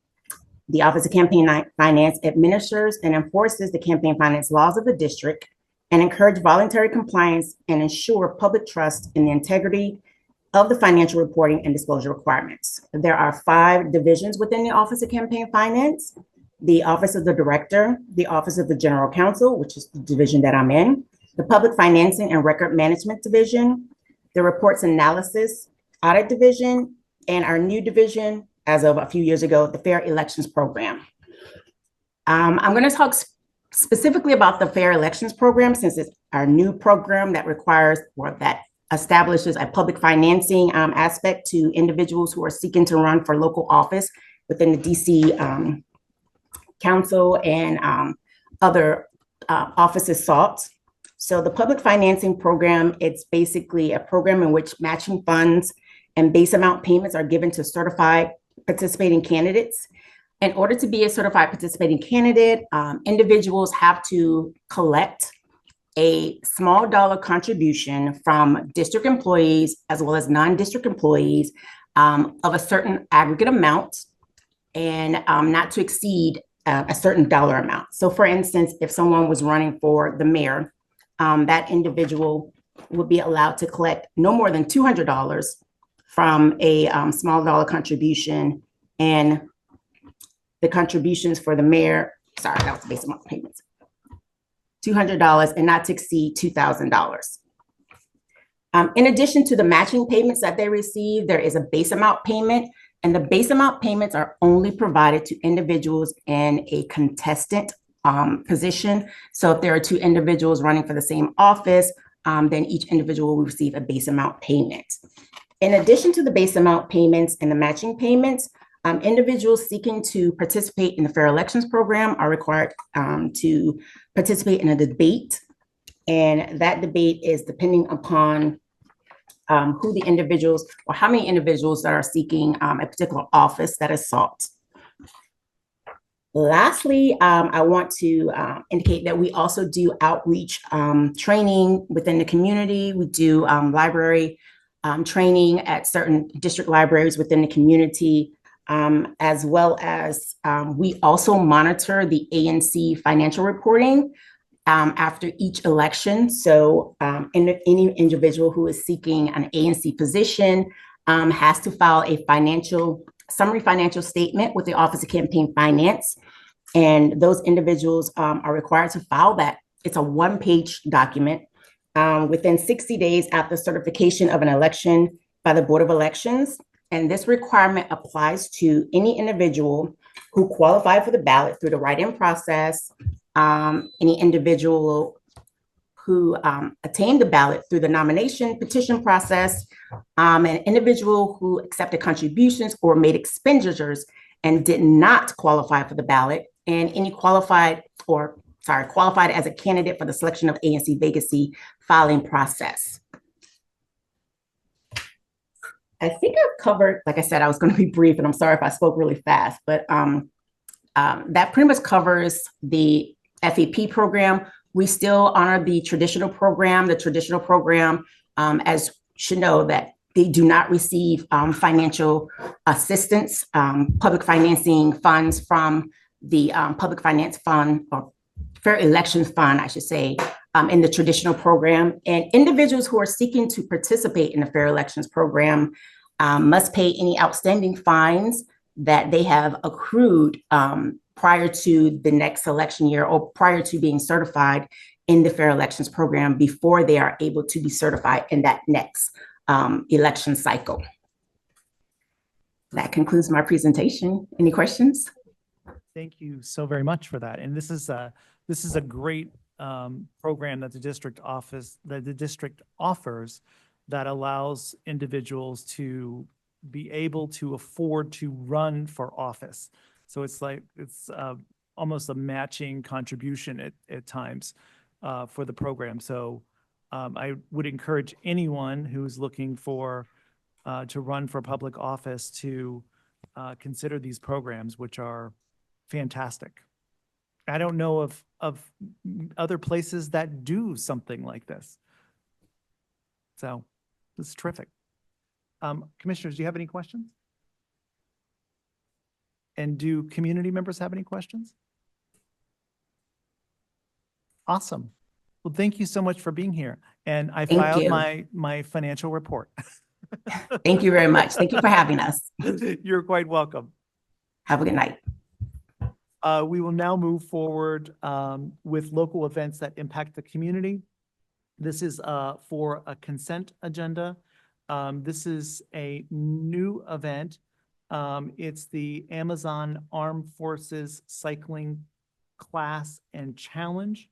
This is scheduled for Saturday, May 31st, 2025. It's going to be from 7 a.m. to 10:30 p.m. and it will follow the same route that all the other events take part in the city. I would like to move that we send a letter of support for this event. Seconded by Commissioner Groth. All those in favor? So 4 of 4 commissioners voting in favor of that. Awesome. So we'll get a letter of support off for that. We'll now move forward with APCA licensing. First up, well, I think is they're all the Manila. You're gonna get it tonight from us. So you're all. I know. I'll the try to be brief. same. Terrific. So you want to start with Central? Yes. Well, first of all, good evening, everyone. Thank you, Commissioner, so much for having me today for all 4 matters. For Central, this is the existing Central, Michelle Richard. And the only change we're asking for is to add an entertainment endorsement to the indoor portion only. And that's to allow for live performances and live music. That seems extremely easy to do. And there are no residential buildings in that zone. And I move that we send a letter of support for Central and their entertainment endorsement. Thank you so much, Commissioner. Seconded by Commissioner Lee, and all those in favor? So there's 4 of 4 voting in favor of that. So we will move that forward. That was easy. 1 down. One down. And next up is BB&R USA LLC, training as Berry Brothers and Rude. Yes, this is, But- oh, sorry. Yeah, go ahead. I'm sorry. Go ahead. No, this is Berry Brothers and Rudd. It's the oldest wine and spirits merchant in the UK. They're going to be taking over the Foxtrot that was located across the street from the Farragut West Metro. It's in 888 17th Street Northwest, and they'll be operating as a wine and spirits merchant as well in DC. It's actually going to be their first retail store in America. Oh, wow. That's great. Yeah, it's in my district. It's in your district. Any concerns? No, not at all. I think it's great to have another business coming to downtown. This is terrific. And a different sort of liquor store. Yeah. Yes, exactly. Oops. Up there she is. Yeah, for the record, yeah, a different sort of liquor store. Yes. Will be awesome. Do you want to put the motion Yes, I move that we send a letter of support. in? Seconded by Commissioner Lee. All those in favor? So 4 of 4 commissioners voting in favor of that. Terrific. We will get that off for you. Thank And you, Commissioners. I'm assuming there's no stipulated license on these 2. Correct. For Berry Brothers and Rude, we're hoping for a late summer opening. Got it. Got it. And then we have Barzaro, what? DC? Bargazode? It's I'm going to let you say it. This is Bar Bizard. It's going to be a French Mediterranean restaurant. They're taking over the Kalari space located at 1700 K Street Northwest. It's, if anyone is familiar with Chef Cedric Mopillier, he's been around DC for a while now, and he will be at the helm of the kitchen for Bar Bizard. This one's also in my SMD. Yes. And I'm excited to see that occupied again, obviously. I asked pretty much all new restaurants, has your architect looked at accessibility and ADA compliance? If I remember right, you come in at a level and then there's stairs inside. I don't remember. It did not look readily achievable, but what's the situation? Do you know? You know, Commissioner Roth, I don't know off the top of my head. I do know they're using Hapstack and Demetriou, who, you know, are architects for the vast majority of restaurants in DC. And I also, in my mind, I'm trying to picture, I know the exact stairs you're talking about, but I can definitely confirm with the architects and send you the plans as soon as tomorrow. I'd appreciate that. Just Absolutely. I also live nearby and I've never eaten at Kalari because it just looked, you know, not workable. No, absolutely. Great. Yeah, I'd appreciate that very much. Thank you. Absolutely. I'd like to move that we send a letter of support for this fabulous new Mediterranean restaurant. Seconded by Commissioner Lee. And all those in favor? So 4 of 4 commissioners voting in favor of that. And do you need a stipulated license for this? No, thank you so much, Commissioners. This is also slated for a mid to late summer opening. Terrific. Awesome. Yay. Yay.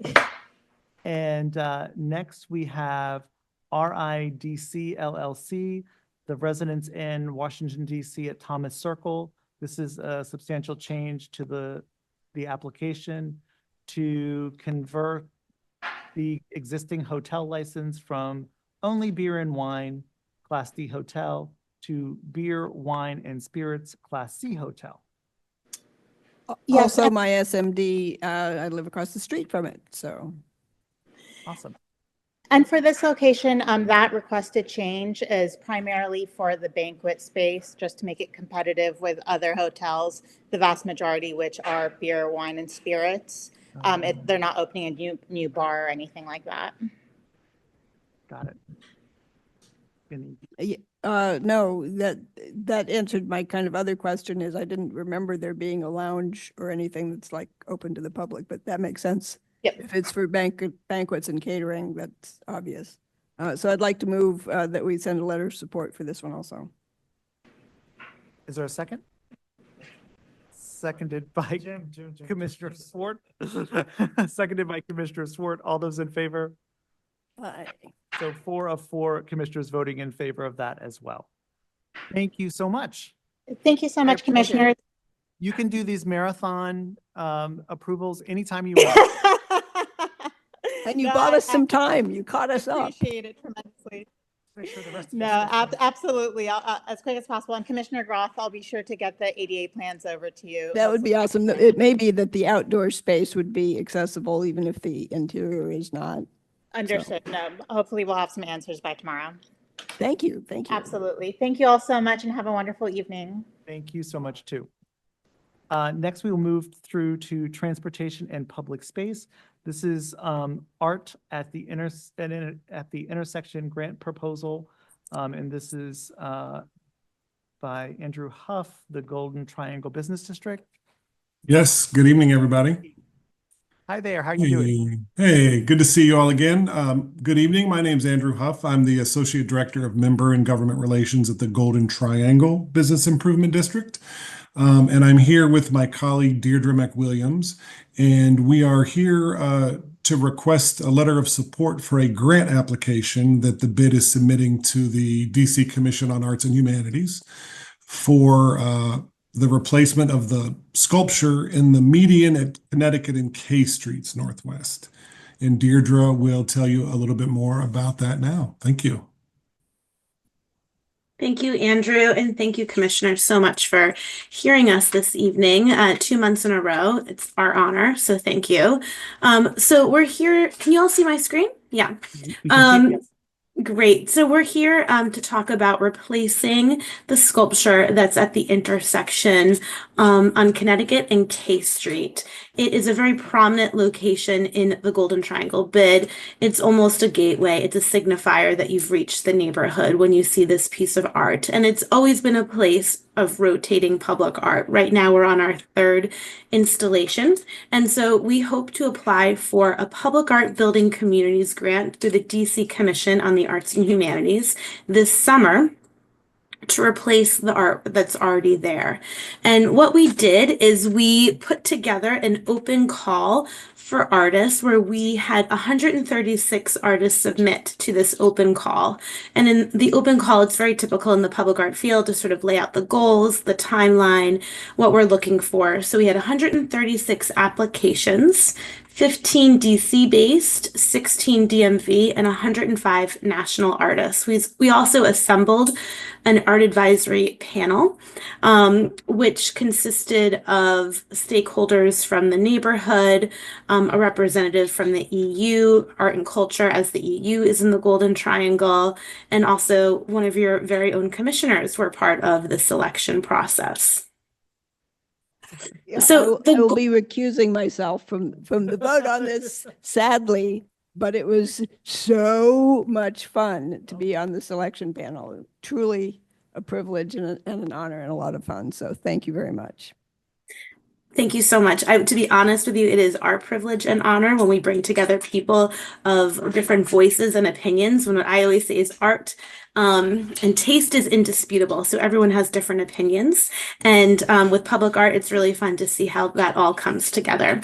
So the project goals to replace the piece of art that's currently there, and just the project goals in general to have a successful public art project, is to develop a striking piece of art that has height and scale. It's really important to us that there's verticality for this sculpture so that it can be seen from different viewpoints, you know, from DuPont Circle, from the White House. We really want this to be a beacon for Golden Triangle. And we also want to capture the energy and cultural diversity of this artwork into the neighborhood and continue to showcase Golden Triangle as a place where creative things happen. So this is the location here at the Star. This is the sculpture pad where the artwork is bolted to. On the right-hand side is a past project. And this is the current artwork now that's been up since 2021. So it's time to refresh. Although this is a beloved piece. I'm so sorry. My son is hanging out with me. Ooh. Okay. Nope, we like young presenters. It's a team effort tonight. Okay, so this is our schedule. Here we are, April 8th at the ANC meeting. We apply for the grant July 21st, and part of the grant application is having a letter of support from the ANC. And we, fingers crossed, we hope to receive the grant, which we'll find out sometime in October, with an installation of the artwork in spring of 2026. So in about a year. And Michael Young and Marjorie Goldberg, they are a team. Michael Young is from Chicago. Marjorie Goldberg is here in DC. She runs the Zenith Gallery, and she's also a woodworker herself. And these are some of Michael's images of past work. He works in metal and uses neon as light accents. And so this is the artwork this is a better view. Michael is his own fabricator, which is very unique in the public art field. He works in stainless steel, and he uses an automotive paint to sort of highlight sculpture. And it's almost translucent in a way, the paint, because it's really important to him that you see the metal coming through with these accents of color. He's really inspired by figurative and also nature forms, and he's sort of combining those two here with these sort of feather-like forms, but also sort of a spiral coming through. So that is the artwork. Let me know what questions you have. It's great. I know that piece is that's there currently is well known. So it's terrific. What's happening with that piece? Just out of curiosity. It's on loan, and so it will return to the artist, Rania Hassan. Yes. And she's local here.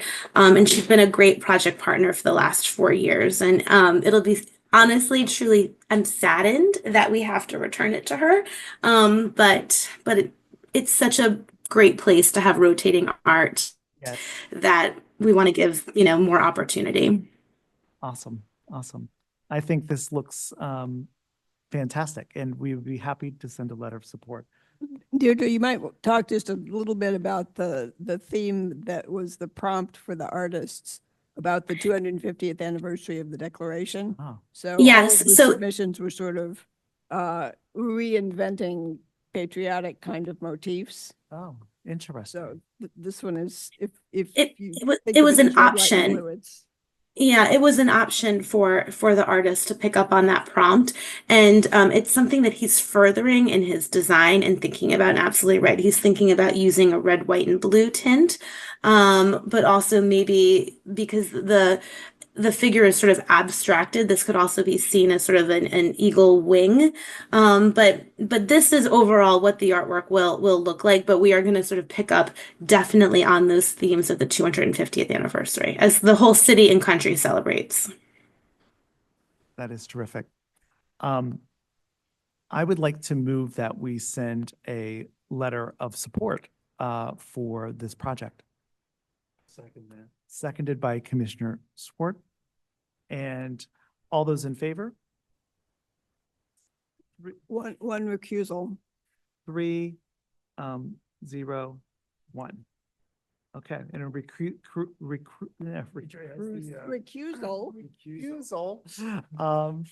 by Commissioner Groff. But so that passes and we will get that letter off to you. Could you send me the grant number if you have not already done so? Or the Yes, we will grant, make sure. Yeah. We'll do it again either way. We'll do it again. So it's at the Okay. top of your Yes. inbox. Yeah. We'll Got send it. it to you tomorrow. That would be great. Thank you so very much. We Awesome. appreciate you. Thanks, both. everyone. Thank you both. Have a Appreciate good it. night. Next, we will move forward with our item.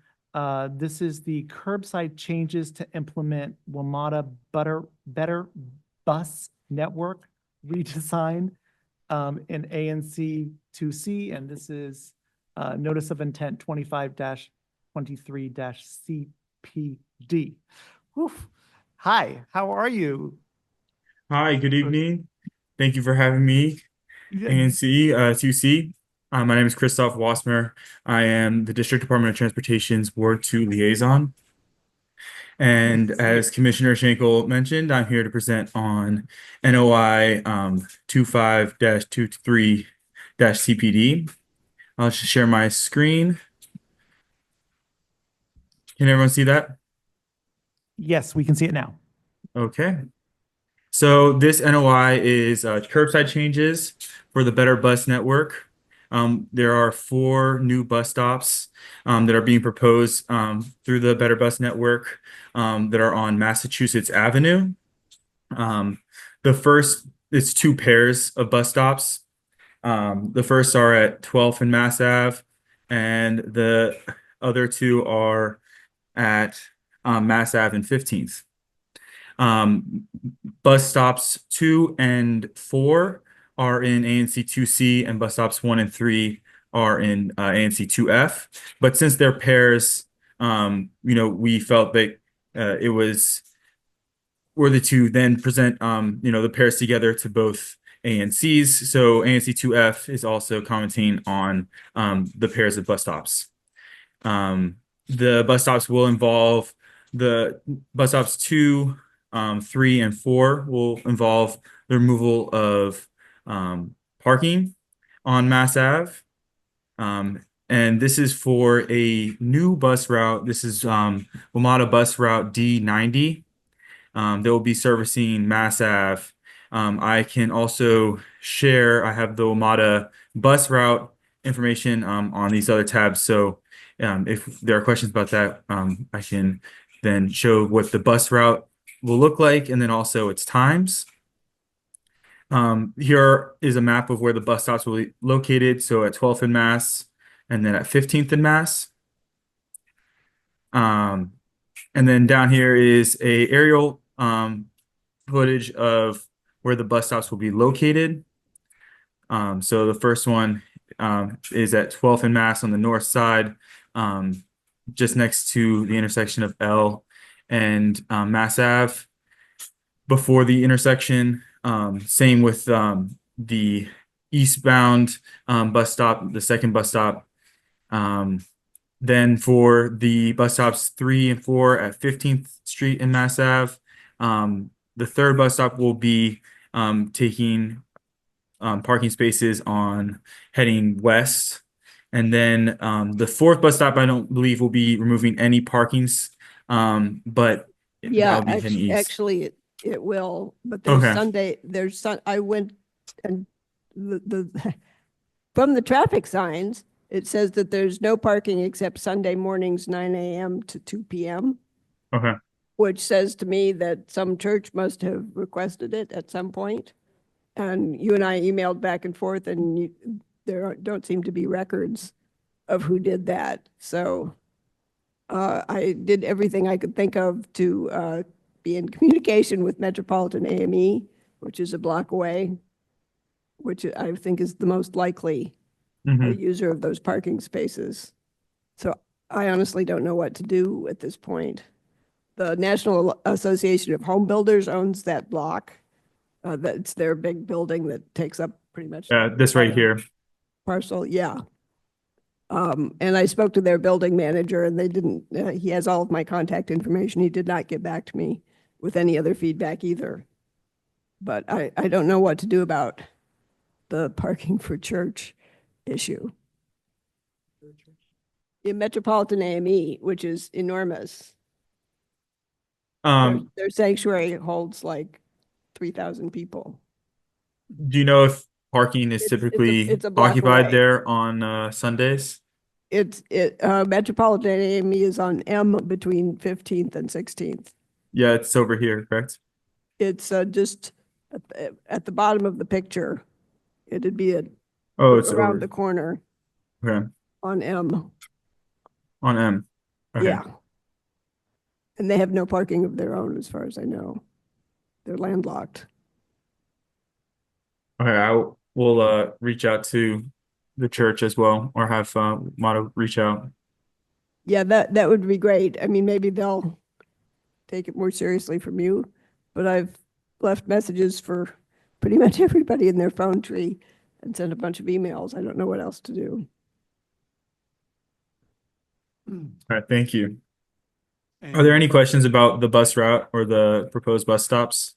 Yeah, Commissioner. If, I'm Jim Swart, and if you go to your prior photograph, you might have to get closer. The prior photograph, this one right here? Yeah, if you go to that prior photograph, what you'll see there is really a problematic situation, because the bus stop you're wanting for number 2 is directly in front of a residential building at 1210 Mass Avenue. And you're taking away all their parking places that are in front of the building for every day of the week. Your buses are running apparently on the schedule that we have 24/7. This is a building that has those places out front to park for some deliveries for people who stay in the area. There's a church directly across the street, St. Agnes Church, and they park there as well. What you're wanting to do is have buses operating there and stopping there 24/7. And there's noise and pollution that will increase.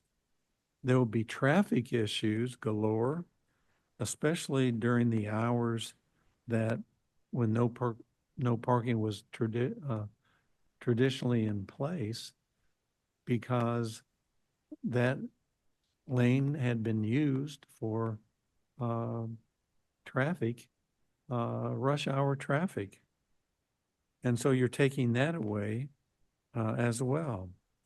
Now, what I would suggest, what I would recommend to you is not to have these bus stops in places that there are residential areas that they're directly in front of because of, again, the traffic, the lack of parking, the noise and the pollution, traffic issues. And I would recommend that you adjust your exits, your stops here at both 1 and 2. 1 is out of our ANC, but when you look at that, and I'm not sure what you receive, if anything, from the other ANC, but if you look at that, that's a complex little corner with about 3 little corners there. You have Mass Avenue, you have, what is it, L Street, and then you have the 12th Street. So that's going to be complex. And again, I think it's too complex, especially for the people who are in the residential building and people who need that space for their parking, in many cases. Deliveries, restaurant, you name it, they're there. And I don't know what would prevent you from moving just one block east to Mass and 11th Street. That way you could be in a space that wouldn't actively affect people living there, because you would have Burke Park on one side, you would have Gompers Park on the other, and one stop for buses going east could be at Burke, and stop for buses going west, the stop for buses going west would be at Gompers. It would be so simple to do, I think.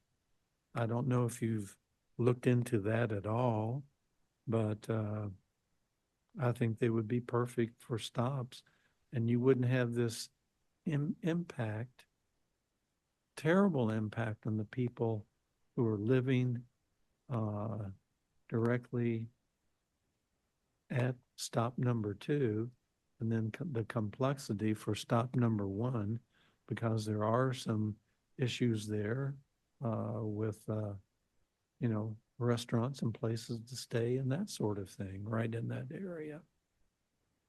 And I would also recommend that you not have any bus shelters,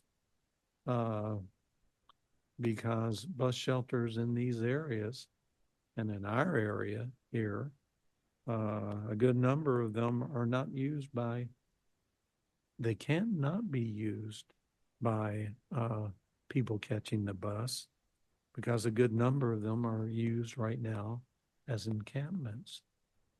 So I just think that those that are within my ANC 2C04, would be much better served if that stop, or those 2 stops, went 1 block east to Mass and 11th. Thank you for that suggestion, Commissioner Swart. I will bring that back to the team. Do you know if the apartment that's here in front of bus stop 2 has any parking in the building? Hey, Thomas, I think there was like a loading zone right in front of that building, where people Mhm. drop things off and pick things up. Okay. Yeah, there's a turnabout, there's a U-shaped driveway, but I don't know if they have underground parking or not. But that Commissioner Swart, do you know if they have well, most resident parking? Most of that is with the Zen Apollo, which is huge. Right. But when your friends come over and when other things are happening, the parking out front, and there are 5 parking places, are very Mhm. important to people. Has the apartment complex and residents that live there reached out to the ANC? I don't think so. But I'm not Okay. sure whether they would have seen this either. Thomas, sorry, Christopher, do you think, the bus stop 2 could just be moved directly across the street from bus stop 1? That's one block, just one intersection of, just over. I can ask. Yeah, I think that they're looking at a couple different alternatives for all these stops, knowing that there could be issues. They're always proposing the best option for operations. But if there's resistance, then I believe they should have alternatives lined up. So I can check in with our bus team about those. From what I understand, normally in these types of situations where you have no complications, things are not near places where people are living, that's not near the complex sort of sectional relationship like number 1 is up there, is that you generally have at a traffic light, the pickup points on different quadrants, the way that they are laid out there. So going west and going east, you would have exactly the way you have it laid out there. However, this is just such a complex routine that you're doing here, because you do want traffic to come to a halt and the buses and with the red lights and all those kinds of things, which you would have under this situation. But what you do not want is, again, to take the parking away and the inconvenience, a place where people are living. And this is a new bus coming in here. They've not had this before. And it's just imperative that you allow the parking and allow the parking for the church, St. Agnes Church across the street, and for the people there who are picking up, delivering, and and people who are visiting. They can park there, and they can park there overnight. And and you just don't have that here. Is there a possibility, Commissioner, to reverse it, to move one to what looks like the park, Gompers Park, and two to the other, Burke Park? Well, yeah, what I have suggested here is that parking area number 2 for buses going east, one stop for buses going east would be at Burke. So that would be stop number 2. And one stop going west would be at Gompers, which would be the stop number 1. So these would be moved from there down a bit. Down a block. Yeah. Okay. They would be moved east. Got it. 1 block east of Maston 11. So, so would you like to put that into the form of a motion? Yes, I would like that. Okay. So the motion on the table would be to recommend that the stops 1 and 2 be moved 1 block to the east to 11th Street. To 11th Street. Yeah. And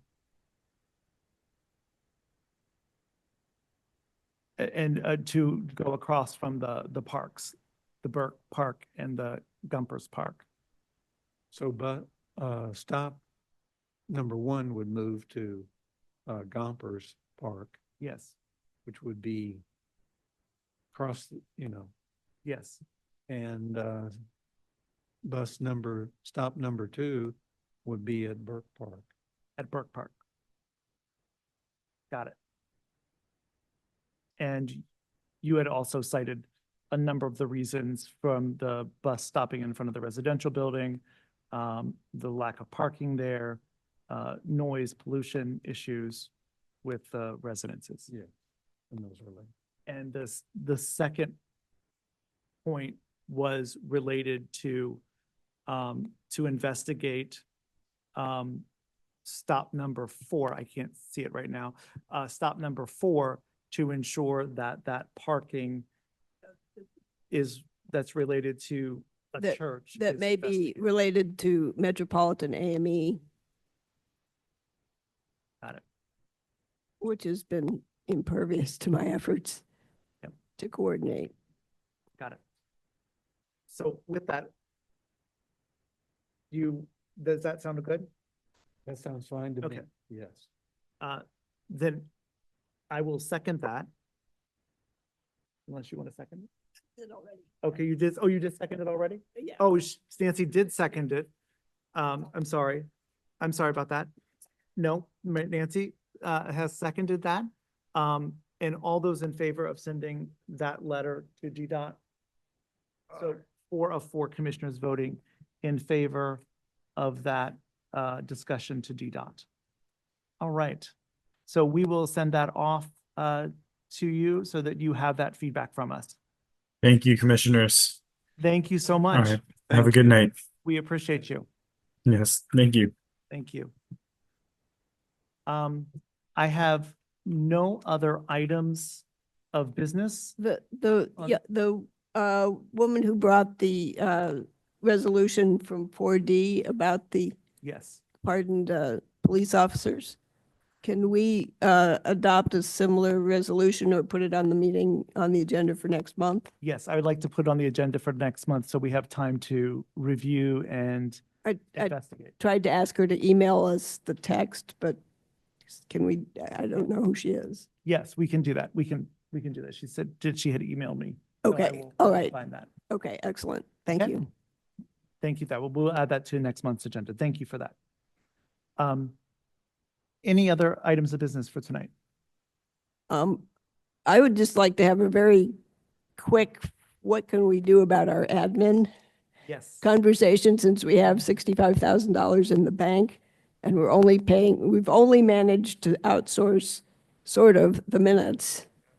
Surely there are tasks here that could lighten the load for all of us doing actual commissionery stuff. Would love that. I'm happy to investigate possibilities with ANC and find out what Logan and DuPont do and Foggy Bottom, all of them have like executive director, staffy people on contract to do a lot of this stuff. So if the 3 of you could please email me tasks that you would want done that are certainly nothing that is properly our official duties as officers or whatever, but the website, drafting letters Of support. of support, not necessarily construction letters, because those are, there's a bunch of judgment involved there.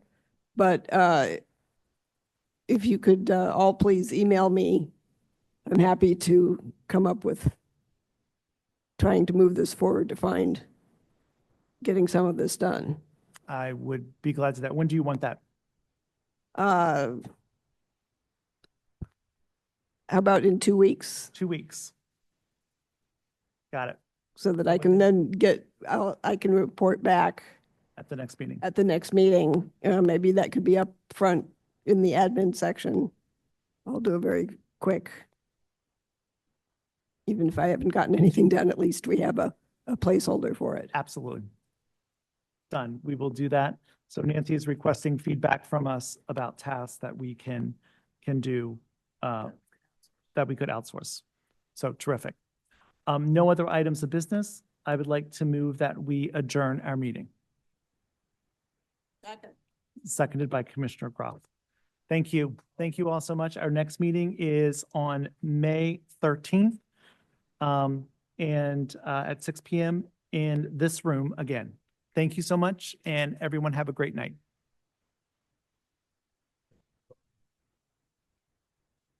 What? That's good. I have to leave the meeting. So are we going to adopt this at the next meeting, or are we going to debate this, or are we going to make some changes? Yes, we should make our changes.